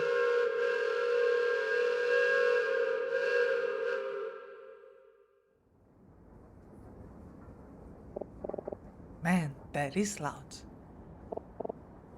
Oh shoot, that scared me so much I dropped the ring. Jumper, do you see it on the floor somewhere? Oh, let me take a look. Well, now they're gonna find the secret compartments. I found it. Wait. What is this on the floor next to the ring? I think it's a tiny hole. It looks like it might be connected to a ledge of some kind. Jumper, you don't think... I have to try it.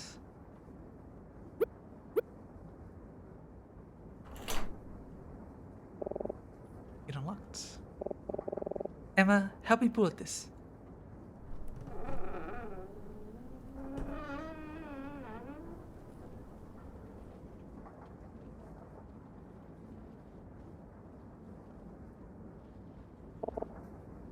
Alma. It's her. It's really her.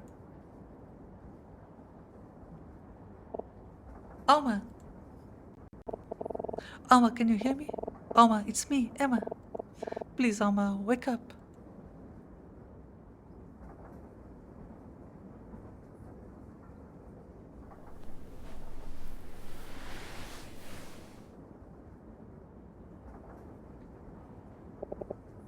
Emma?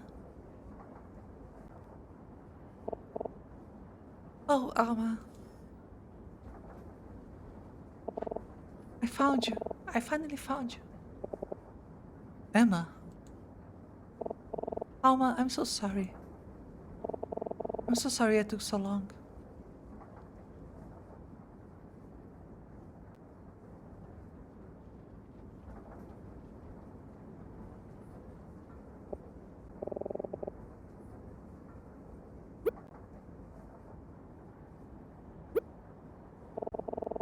It's nice to see you again, Alma. It's nice to see you too, Emma. I'm sorry that I missed our lunch. How did you find me? We've been looking for you for almost 3 days. Ever since Emma told me you went missing. I'm Jumper, by the way. Emma's friend. It's nice to meet you, Jumper. Emma told me a lot about you. She did? Jumper and I searched everywhere for you, talked to everyone we could. I just wanted to make sure you were okay.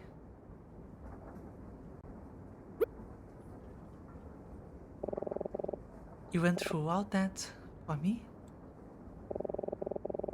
I'm sorry to have put you through so much trouble.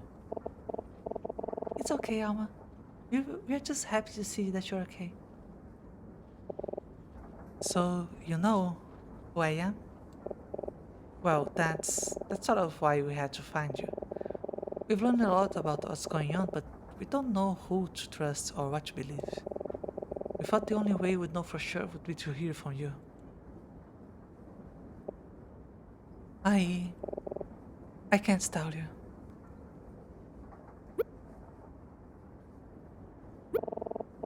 You can trust us, Alma. It isn't that I don't trust you, it's that if I tell you anything, he might. He? I understand, Alma. If you don't want to tell us, it's okay, but nobody knows we are here. We shouldn't be in any danger. We just want you to know the truth.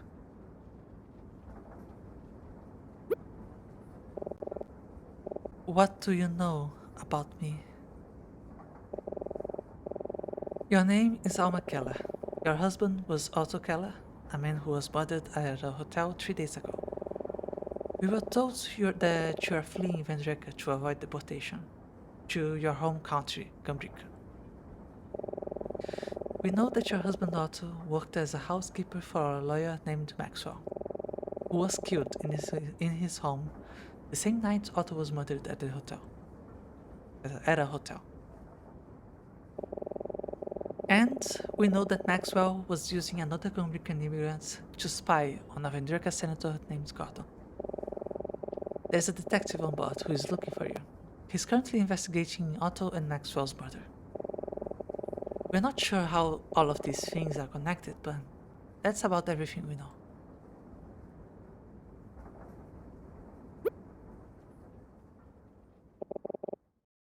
A few weeks ago, a man came to my husband with an offer. If accepted, he would set Otto and I up with a new life in London and a considerable amount of money. But if he refused, he assured Otto that we would be deported without cause. It was blackmail.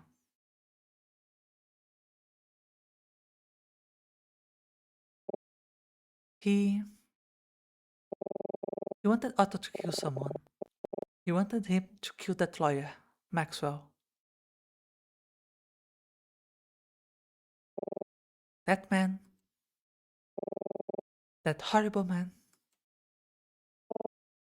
Alma, who was he? He never told us his name, but he was. Come on, dude. Wait, what's going on?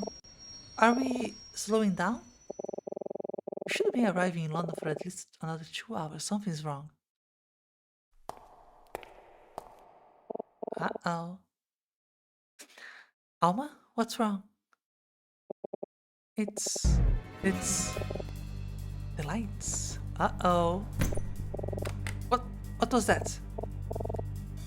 Jumper! Alma, are you okay? I'm fine, Emma. Alma? Alma, can you hear me?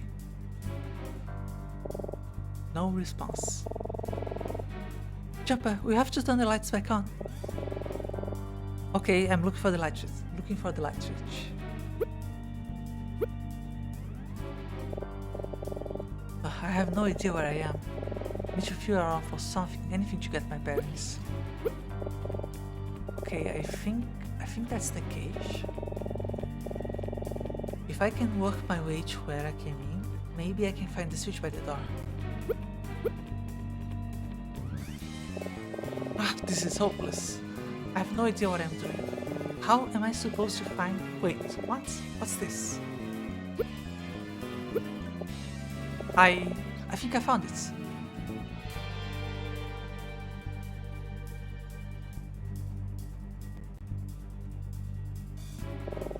Alma's gone. Oh no, Alma! Jumper, we have to find her. Quick, let's get out of here and check the other cars. She can't have gone far.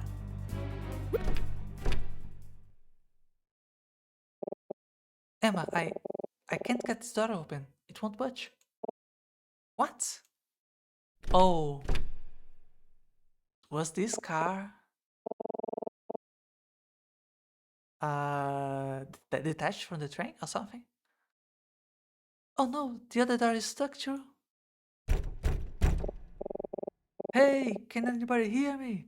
We're trapped in here. Hey! Damn. Do you think Do you think the man Alma was talking about, the one who blackmailed her husband to murder Maxwell, do you think it was Professor Martin? Emma, I don't know. It's alright. Let's not jump to any conclusions just yet, okay?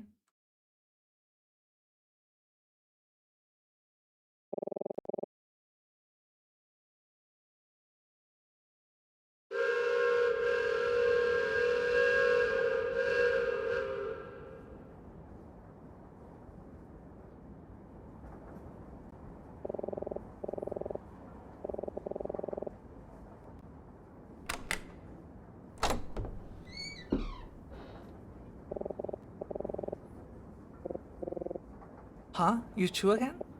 Oh, hello. Jumper, we need to be careful. Even a little of what Martin told us is true. If anyone finds out about Alma, it could be disastrous for her. Let's just see if we can get any more information about what's going on. Say, what are you two doing in here anyway? We were looking through some of our luggage when the train stopped. We tried to leave, but the doors wouldn't open. Oh, yeah, that makes sense, considering they were locked. They were locked? Mm-hmm. That's strange. Of course, the front door leads to the engine, and that's always locked for passengers, but the back should have been open. Jeez. I sure am glad I came in here to check. You two might have been stuck to the end of the ride.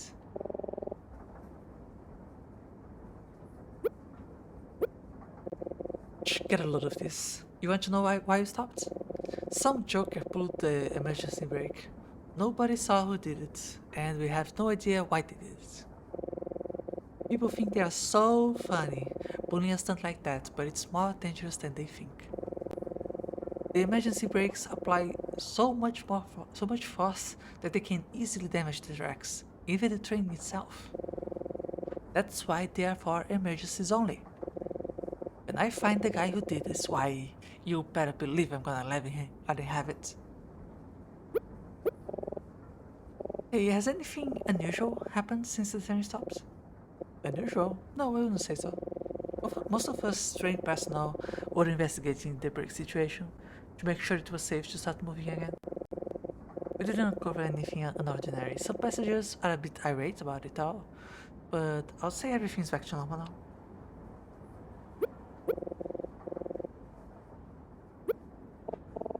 So, someone pulled the emergency stop, then someone cut the lines to the storage car and locked us in here. And somehow, in the middle of all of this, Alma disappeared.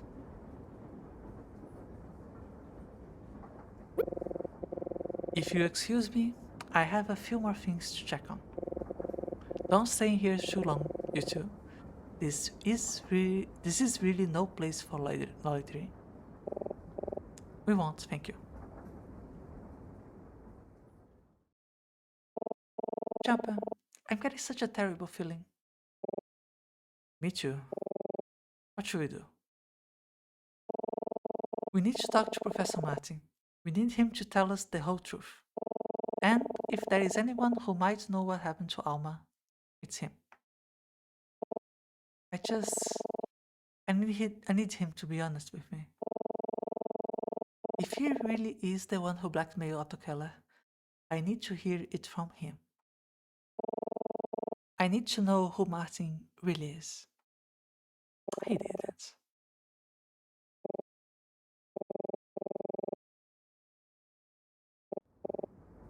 Okay, let's go.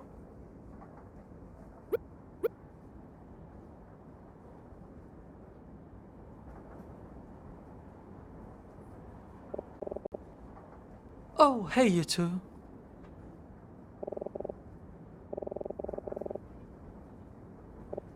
Jeez, you two look like you've seen a ghost. Are you alright? Yeah, we're okay. Are you here to see Professor Martin again? Yeah, your professor came to see me a little while ago and asked if I could meet him in his cabin around this time. It was just before the train stopped. He said he had something he wanted to talk to me about. Do you have any idea what it was? No, he didn't say. But he probably just wants to follow up on our last conversation. Whatever it is, I'm sure he wouldn't mind you guys being around for it. Why don't we visit him together?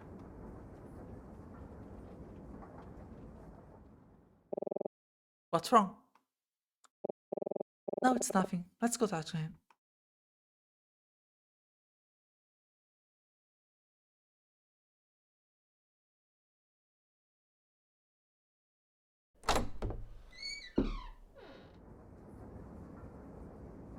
Oh, shit!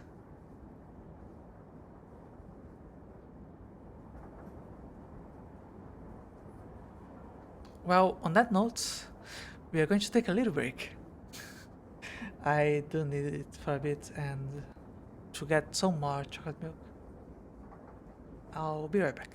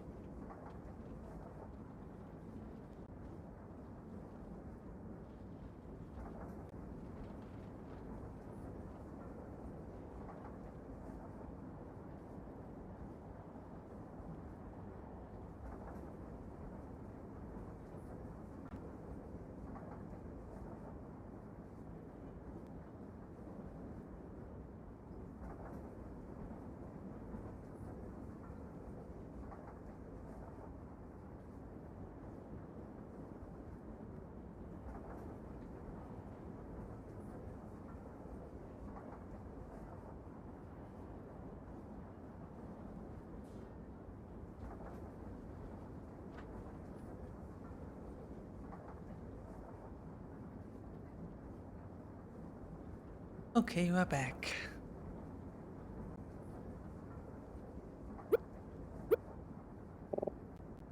What what happened here? My god.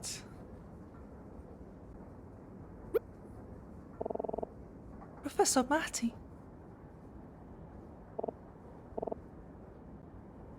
Is he?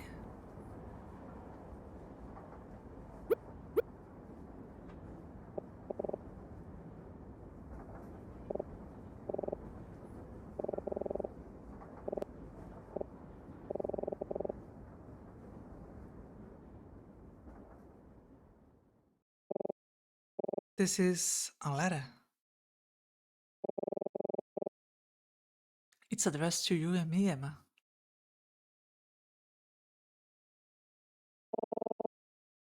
What does it say?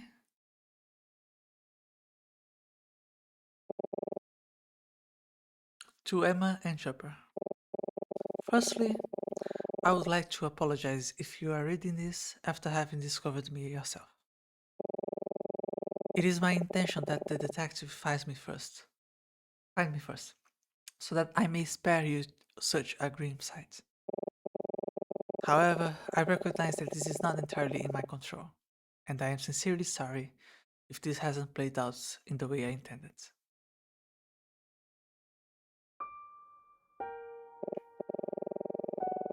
By now, it has become clear to me that my secrets cannot stay hidden for much longer.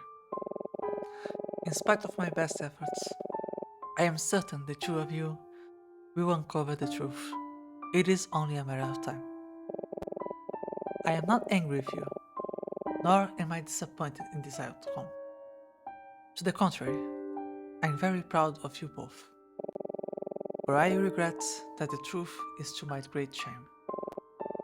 For my sins, I have chosen to end my life, so that I may no longer bear their burden and face the reality of having them come to light. Please forgive me. Now, I will explain all that has occurred in detail, so that you may finally put your investigation to rest.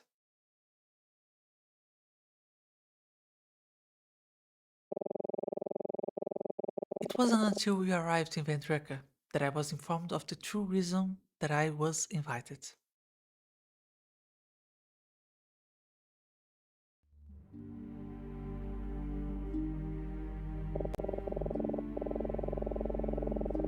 When I first met with Senator Gordon, he informed me that a lawyer named Maxwell had discovered a very dangerous secret.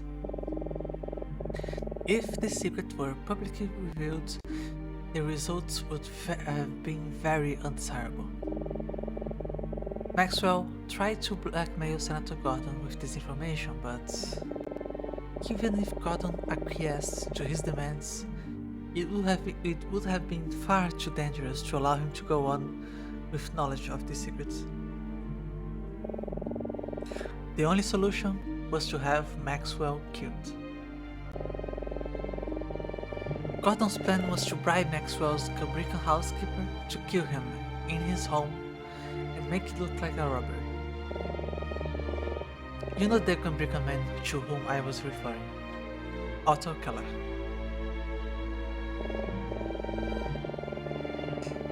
As insurance, Gordon would inform Otto that he and his family would be deported should he not comply. Of course, Gordon could not meet with Otto himself. A man in his position couldn't risk being seen engaging in any such business. So, he asked me to do it. I would only be in the country for a short time, and had no known connection to any of the involved parties. Once the job was done, there would be no evidence to implicate any of us, and Otto would be safely out of the country. As long as everything went according to plan. The night before we left Ventreca was the night Otto was to do the job. After killing Maxwell, he would meet with me in an unoccupied room of our hotel, and I would inform him of his next steps.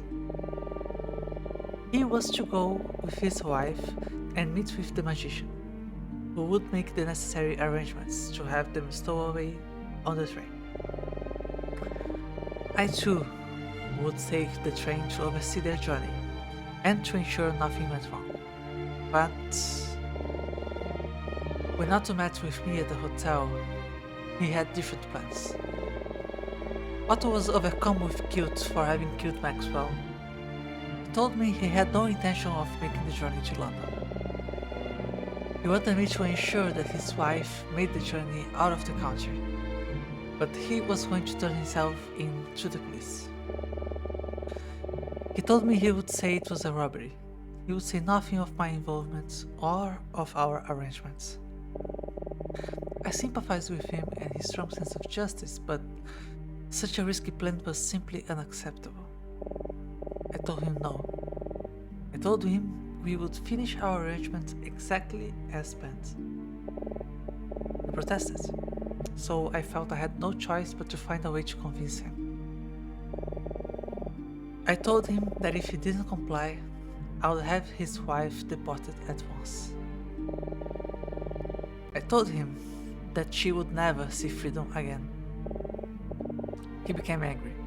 We began to argue and he then became violent. I didn't want to hurt him, but I panicked as he approached me and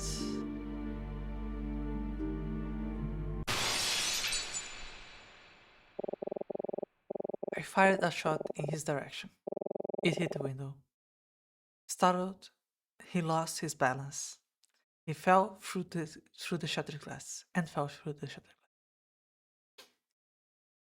I was not expecting this at all. Do you remember what I told you of the Vendrica Revolution? That I was a university student at the time in which it took place? In truth, I was deeply involved, together with Gordon and with our friend Maya. We were very young and very idealistic. We wanted the best for our country, and we were determined to fight for it. There was a period where it seemed as if all of our efforts were being thwarted before we even had the chance to act. One of our companions was acting as an informant, and one day, Gordon revealed to me he had discovered the traitor's identity. It was Maya. We confronted Maya with this information. He denied everything. Began to accuse us of being the informants, of betraying him. I do not remember much about what happened next. All I know is that Gordon and I left that meeting alive, and Maya did not. I have lived every moment of my life since this incident, trying to hide from it. I left my home country. I refused to think of it even for a moment. I had nearly succeeded in forgetting it entirely, until Gordon informed me that the lawyer, Maxwell, had somehow discovered what we had done. Those who knew Maya believed he died in an uprising. Gordon and I covered our tracks carefully. But perhaps not carefully enough. It's Gordon, isn't it? Lastly, I would like to talk about Alma, the wife of Otto Keller and the woman I so shamefully made a widow. The night, the night Otto died, after you went to sleep, I went to his hall myself to meet with Alma.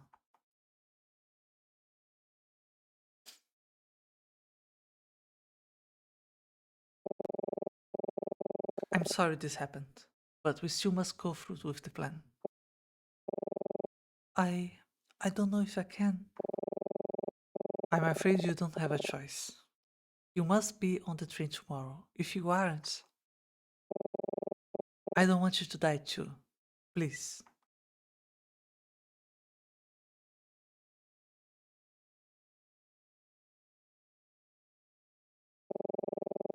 I was determined to make sure that Alma completed her journey, with no interference, to at least allow the woman whose life had destroyed an opportunity to find freedom in a new country. I know that the detective will read this letter, and to you, I humbly request, please, let her go. She has done nothing wrong and deserves the opportunity to rebuild her life, free from oppression.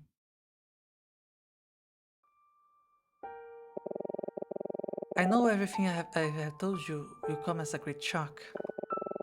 I should not have told Gordon that I wouldn't help him. I shouldn't have allowed myself to sink even lower in the name of hiding my past crimes. But I simply must accept that I am a weak man, whose principles crumble in the face of overwhelming fear. I do not deserve to be a teacher, and I do not deserve such wonderful people as yourselves as my students. Jumper, I am sorry I doubted you, and I am certain you will flourish as a scholar of great talent and principle. And Emma, to have been your teacher was one of the great pleasures of my career. I know that you thought very highly of me and greatly value my guidance. I too cherish our time, as if you were my own family. The pain I feel in having betrayed your trust is almost too much to bear. If there is a silver lining, it is that I can rest knowing that you will become a woman of greater character than any man, much less myself, could ever be. In the end, I only would have gotten in your way. I write these words in the hopes that you both may learn from my mistakes. You are young. You live in prosperous times. You have your whole lives ahead of you. You have the opportunity to make something of yourselves in a way that I never could. Please, do not take this for granted. Thank you both for everything. Goodbye.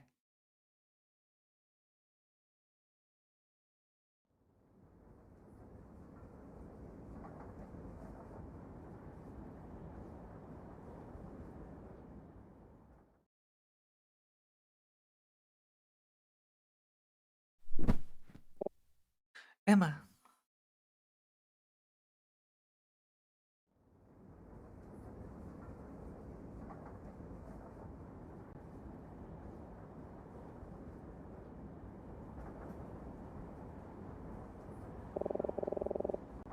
thank you for telling me everything. How are you holding up? I'm okay. Detective, how is Emma doing? I spoke to her briefly after she came to. She told me she was okay and that she wanted some time alone to think. I can tell she's a pretty tough girl. I know she'll make it through this, but deep down, it's clear she's really hurting. Don't worry though. I'll keep an eye on her until we arrive. Thank you. You're a good kid, you know that? Trust me, I'm a good judge of character. I get the feeling that when she's ready for a shoulder to cry on, you'll be there for her. What about Alma? Have you found her yet? No. I've looked all around, but there's been no sign of her.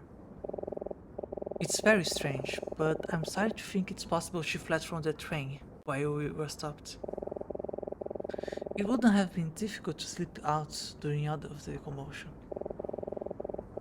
And she wasn't supposed to be on board anyway.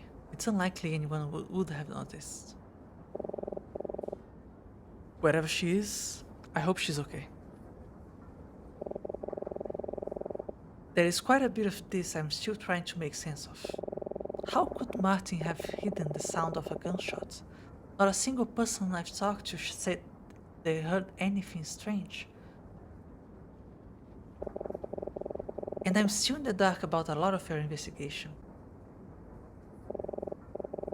It was right as the whistle was blowing.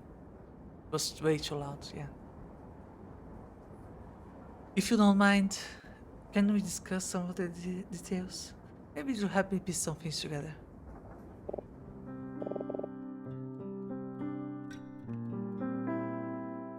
Oof. Man, this was a longer chapter than I was expecting, honestly. I'm worried about the last one. If it is the last one. I want you to take me through what happened today, from the beginning. Along the way, I may have some questions, so bear with me. I just want to make sure we're on the same page. Sure. The first thing we did today was...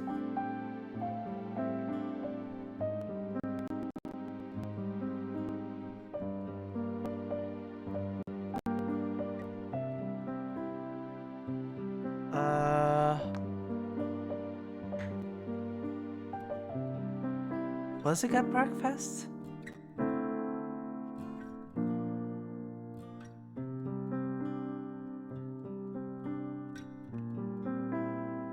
No, was it? Maybe?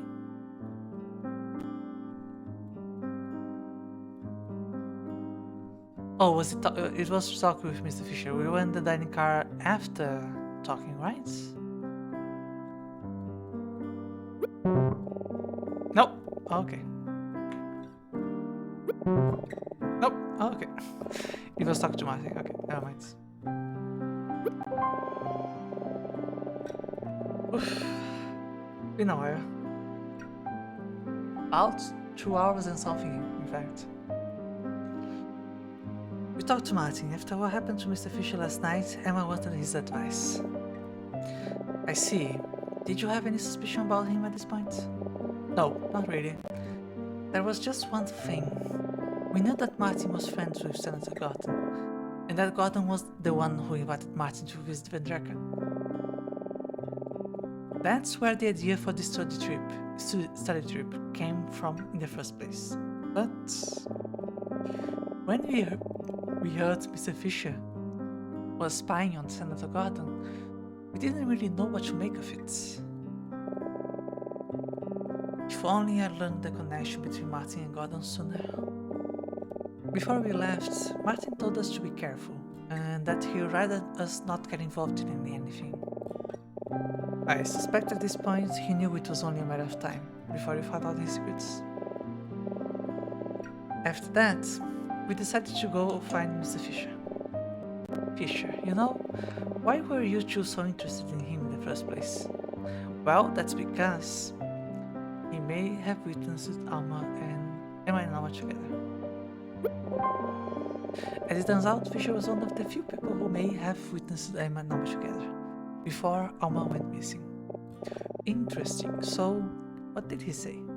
Did he see them together? No, he didn't, but he did see something else in the lounge car that morning that raised our suspicions. Veda, huh? I had a feeling that woman and her husband were up to something. The bartender told us that Veda had gotten a glass of wine, but Fisher remembered it differently. He saw Veda give the bartender money, but leave without a drink. The bartender was very clear with us that 3 drinks were sold, and his cash register confirmed it, so... If Veda wasn't one of them, then... yeah, we were able to catch him in a lie, and prove that Alma must have had tea with Emma that morning. So then... that's it. Veda paid him to keep his mouth shut. Yeah, exactly. Actually, we've been suspicious of Veda and Monty from the beginning because of the ring we found in their cabin. A ring? Yep. The engraving on the ring said, "To my beloved AK." We didn't know Alma's last name at the time, but we knew there was a possibility the ring belonged to her. Fascinating. The bartender never fully admitted anything, but he did give us something to confirm his suspicions. Just a second. Okay.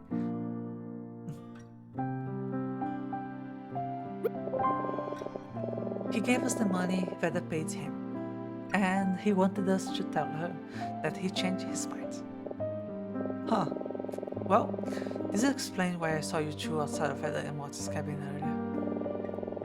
I could tell immediately that those two were suspicious, but I wasn't able to get anything out of them. So, what happened when you confronted them? It took some effort, but we eventually got Veda to admit that she knew something about Alma. She wouldn't tell us anymore, though. We got so close, but she was right about one thing. Even though we knew something was going on, we didn't have any real evidence. But wait, I thought you had Alma's ring? No, we didn't. It had gone missing overnight. Emma had it in her room when she went to bed, but didn't when she woke up. We thought when we were finished, but then Martin showed up with the missing ring. After that, Emma and I joined him in his cabin, and he told us everything. Almost everything. He told us he was helping Senator Gordon smuggle Alma out of Vendrick because he was under threat of deportation. She was under threat of deportation.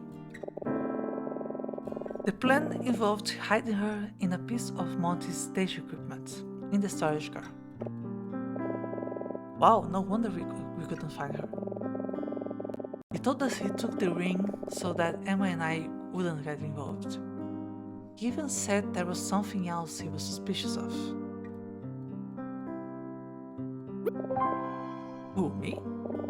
Yeah, it's hard to believe, but he told us that Vendrican police were unsympathetic to Gumbrican immigrants, and that if Alma were found, she would certainly be deported, or worse. I'm ashamed to admit it, but that part is certainly true. That's why I changed my mind about Fisher. I couldn't bring him back to Vendrica knowing what would happen to him. Yeah, you told us about that when Emma and I saw you in the lounge car earlier this evening. There was one more thing you told us that finally made us suspicious of Martin.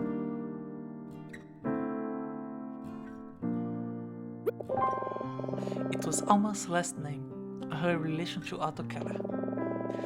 Martin didn't tell us that Alma was married to the man who was murdered 2 days ago, so we knew there had to be more to the story. That's when we decided we needed to talk to Alma herself. She was the only one who could tell us the whole truth. So you went to the storage car to look for her? It wasn't easy, but we eventually found her in a very unlikely place. She was underneath the floor of the big cage, in a hidden compartment. Unreal, I just can't believe how much you two were able to discover. And to think that I was all ready to call it quits. God, what kind of detective am I? I'm sorry, don't mind me, please continue. Alma was reluctant to talk at first, but she trusted Emma, so eventually she opened up to us. She told us about a man who blackmailed her husband, Otto, to get him to murder Maxwell. And just as she was about to tell us who it was, the train came to a stop and the lights went off. When we finally got the lights back on, Alma was gone, and we discovered someone had locked us in. If it wasn't for the porter coming by and unlocking the door, we might have been stuck there for the rest of the trip. I suppose it was Martin who did all that. Does that mean he's the one who pulled the emergency stop? Well, why would he? Wait, I think I know why. You do? Yes, I think about it. Other than making the train stop, what could he cause to happen by pulling the brake? Exactly. I couldn't figure out how Martin hit the sound of the gunshot on a crowded train, but the whistle would certainly have provided cover. The whistle always sounds when the train stops and starts, so by putting the emergency brake, he could predict exactly when it would blow. All he had to do was wait in his cabin for the train to start moving again. Well, that's a plausible theory at least, but it doesn't explain what happened to Alma. Once the porter left, Emma and I decided we needed to confront Martin. And that's when we ran into you, outside his door.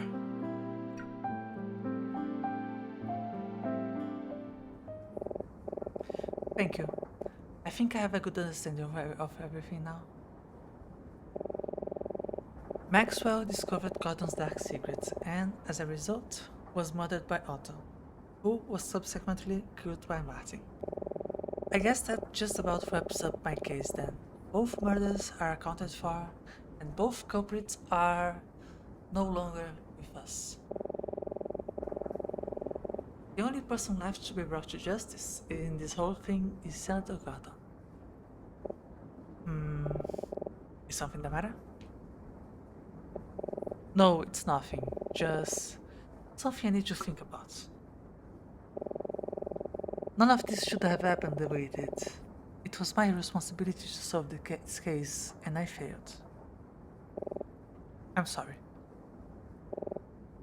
Detective, what are you going to do now?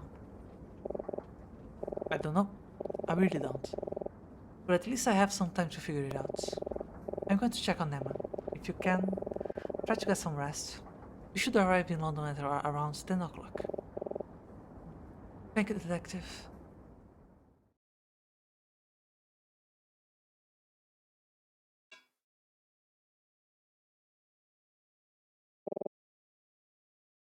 What now?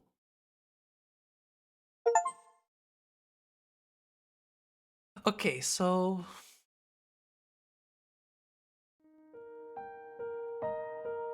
Hmm.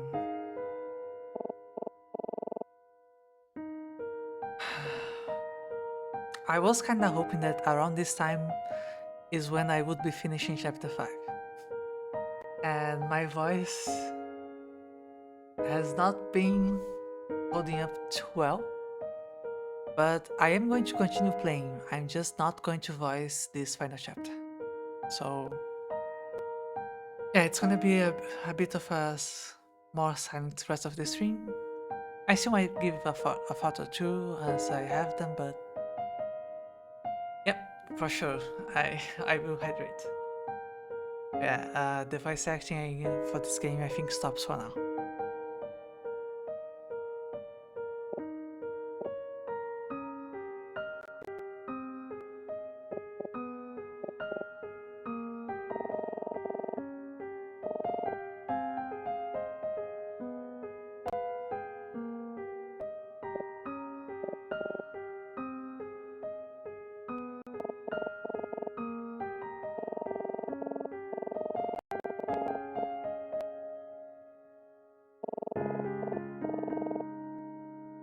Aw.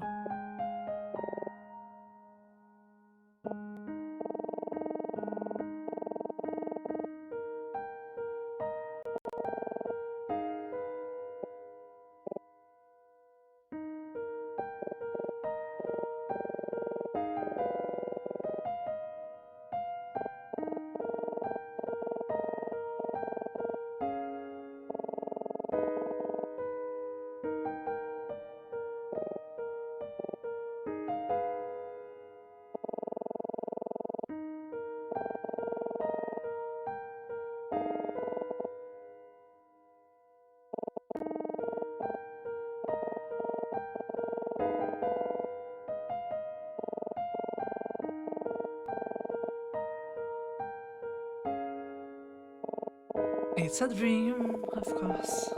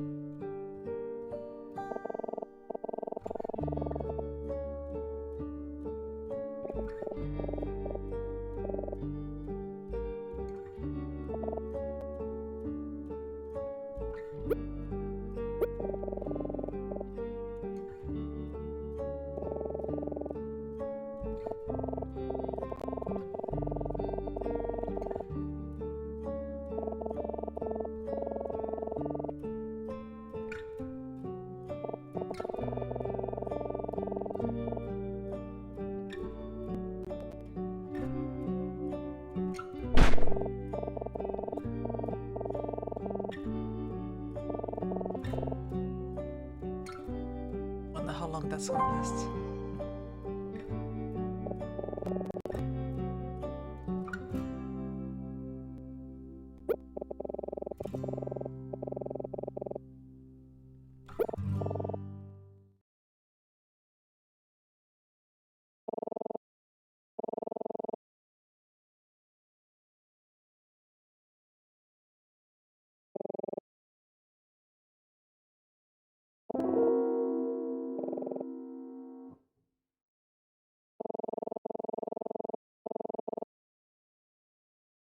It's gonna be something very silly.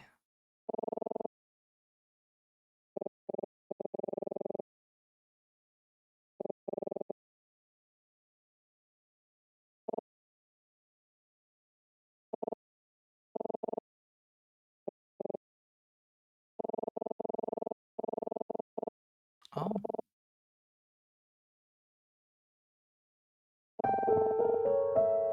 Oh, okay.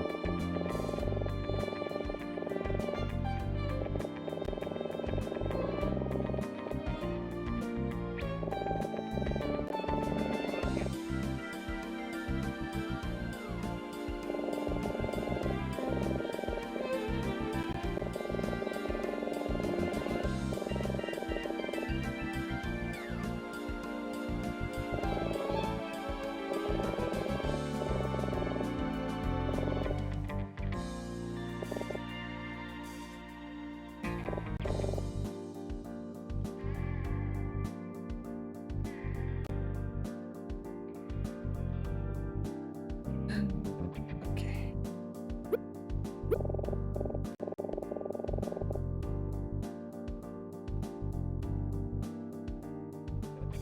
Like, I wonder if we are like right in front of the cabin with Alma. Would be funny.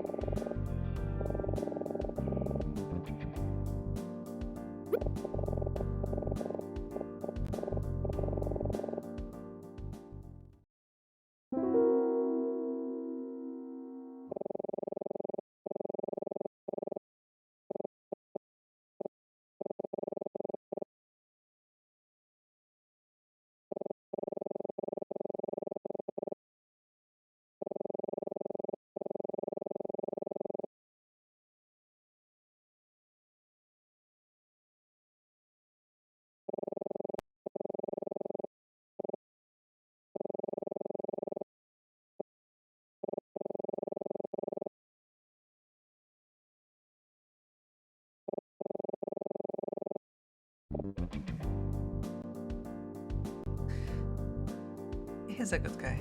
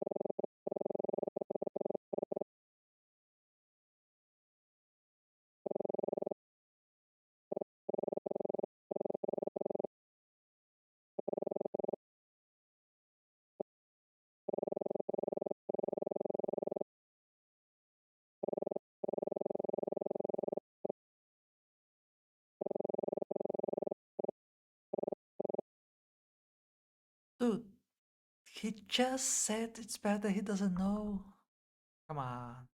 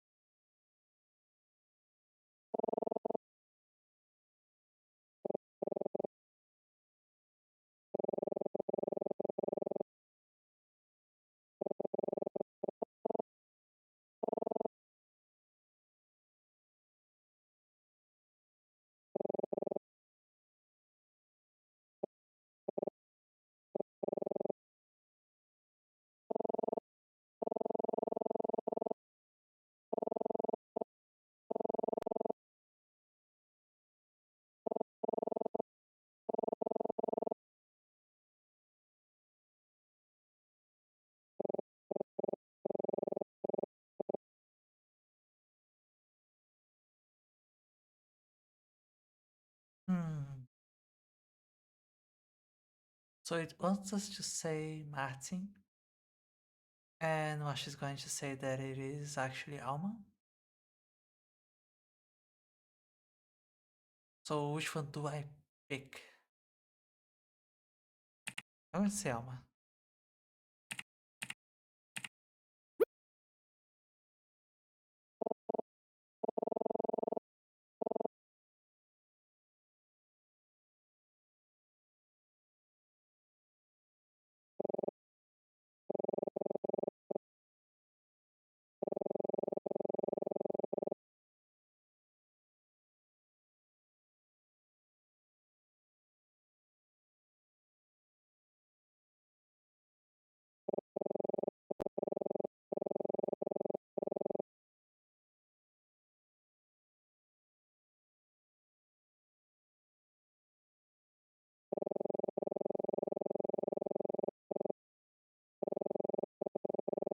Oh wait, we didn't actually know. I don't think. Because Martin was the Sforato, right?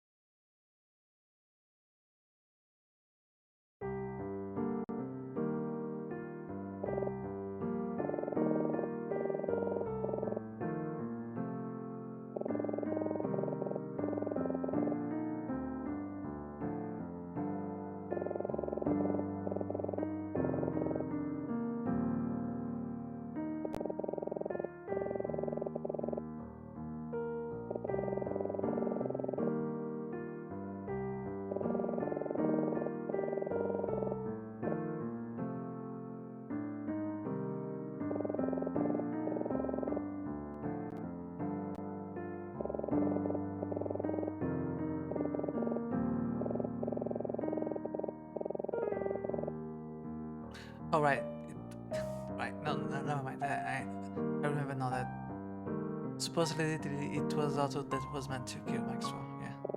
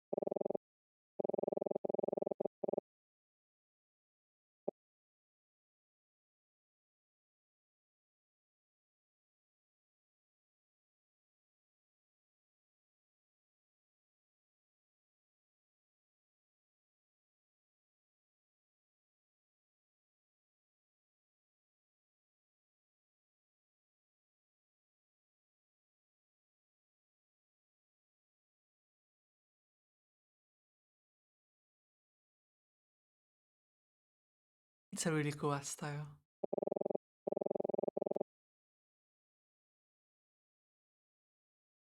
Like it's both pixel art and well, it's like drawn but pixelated, but it kind of feels like pixel art more than some random drawing that was pixelated. Little hard to describe.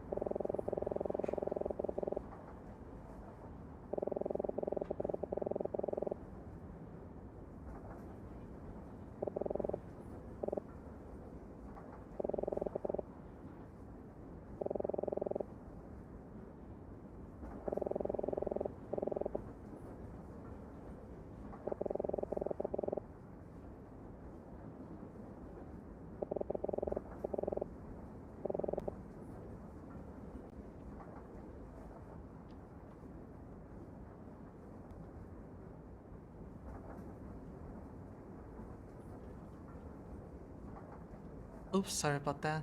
Some ads seem to be coming.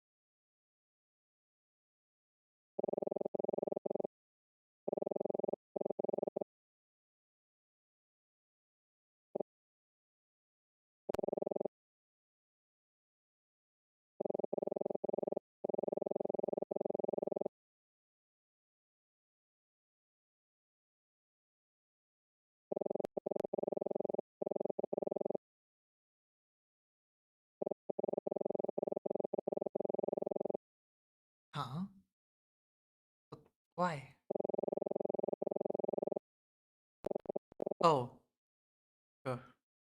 Innocent.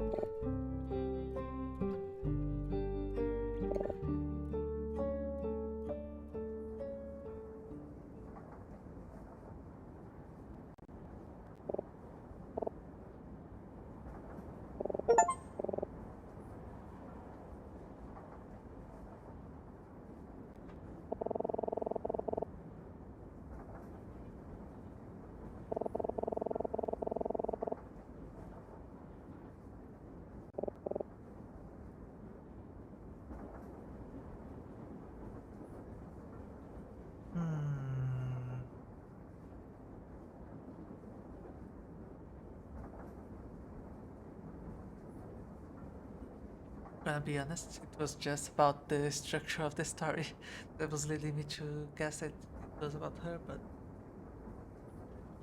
let me see if I can.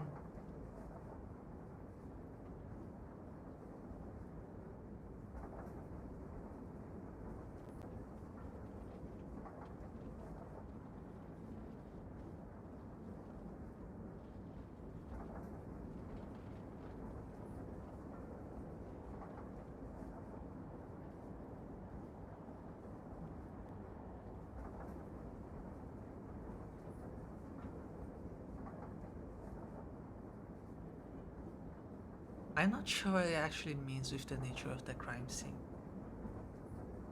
I feel like I would remember Mother Webber being an inconsistent thing. Time of death. No, but let's see what the game gives for this.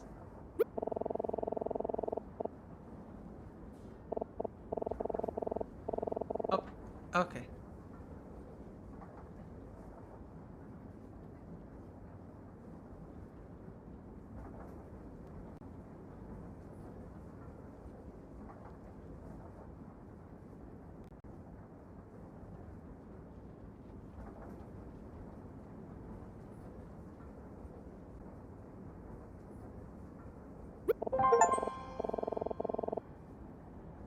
Oh, okay.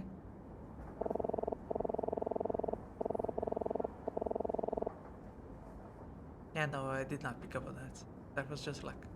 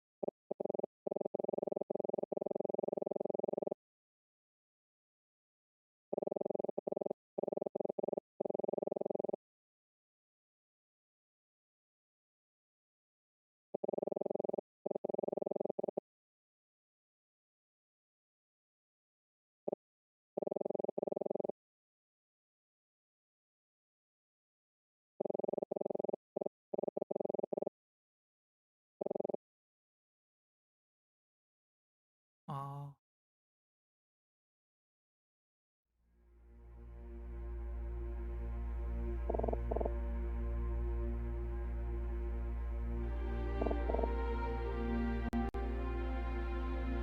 Oh, it's auto-scrolling.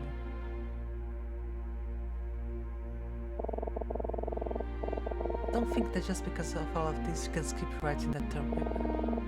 Martin is here anymore, so it's my responsibility to make sure we finish this study program. And I won't take no for an answer. I want this to be the best essay you've ever written, okay? Don't worry, it will be. Good. I can't wait to read it.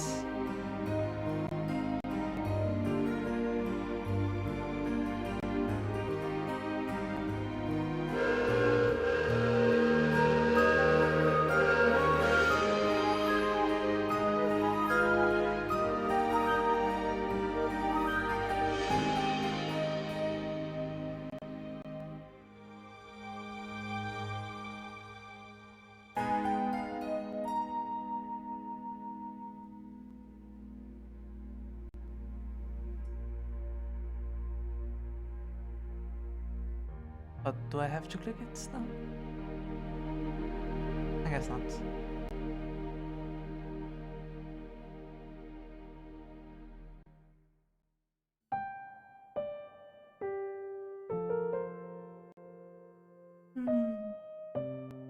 Yeah, that was a nice story.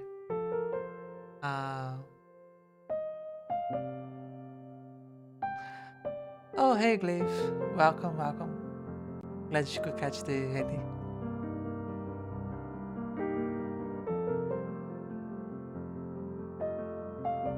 Yeah, it was a nice time.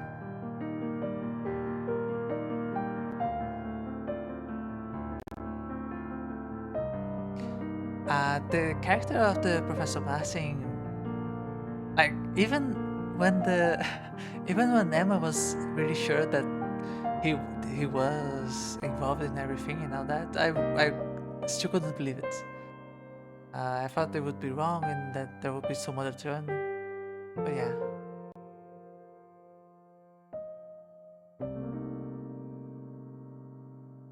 It was comfy and very pretty, very nice music too.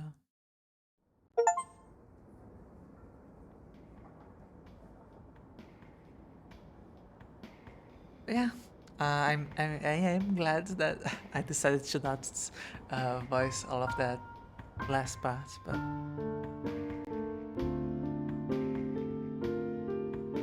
but yeah, I think that's about it for today for me. Let me see on the schedule. Yeah, so next stream should be Friday. We're going to be playing Pinball Spire, which is a pinball Metroidvania. Should just be one stream.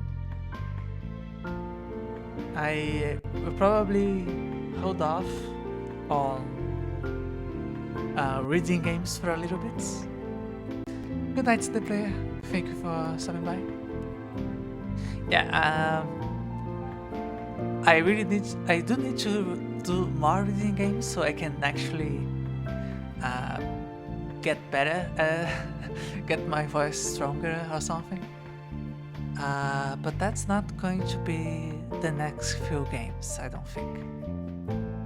And I do have a plan for later on of a certain visual novel that I do want to read, a bit of a longer one. But yeah, right now I'm just happy to be done with this. It was a fun time, and I will see you maybe on Friday for some pinball action. And yeah, thank you so much for stopping by. I'll see you when I see you. Wait, let me see if there is anybody that I can rate, just real quick. I think there might just be. Yep, let's rate Drum Ultima. He's a really fun music streamer. He does percussion. So there will be a lot of marimbas and xylophone and drums and sound effects and everything. He plays a lot of video game music by request, so let's go visit him.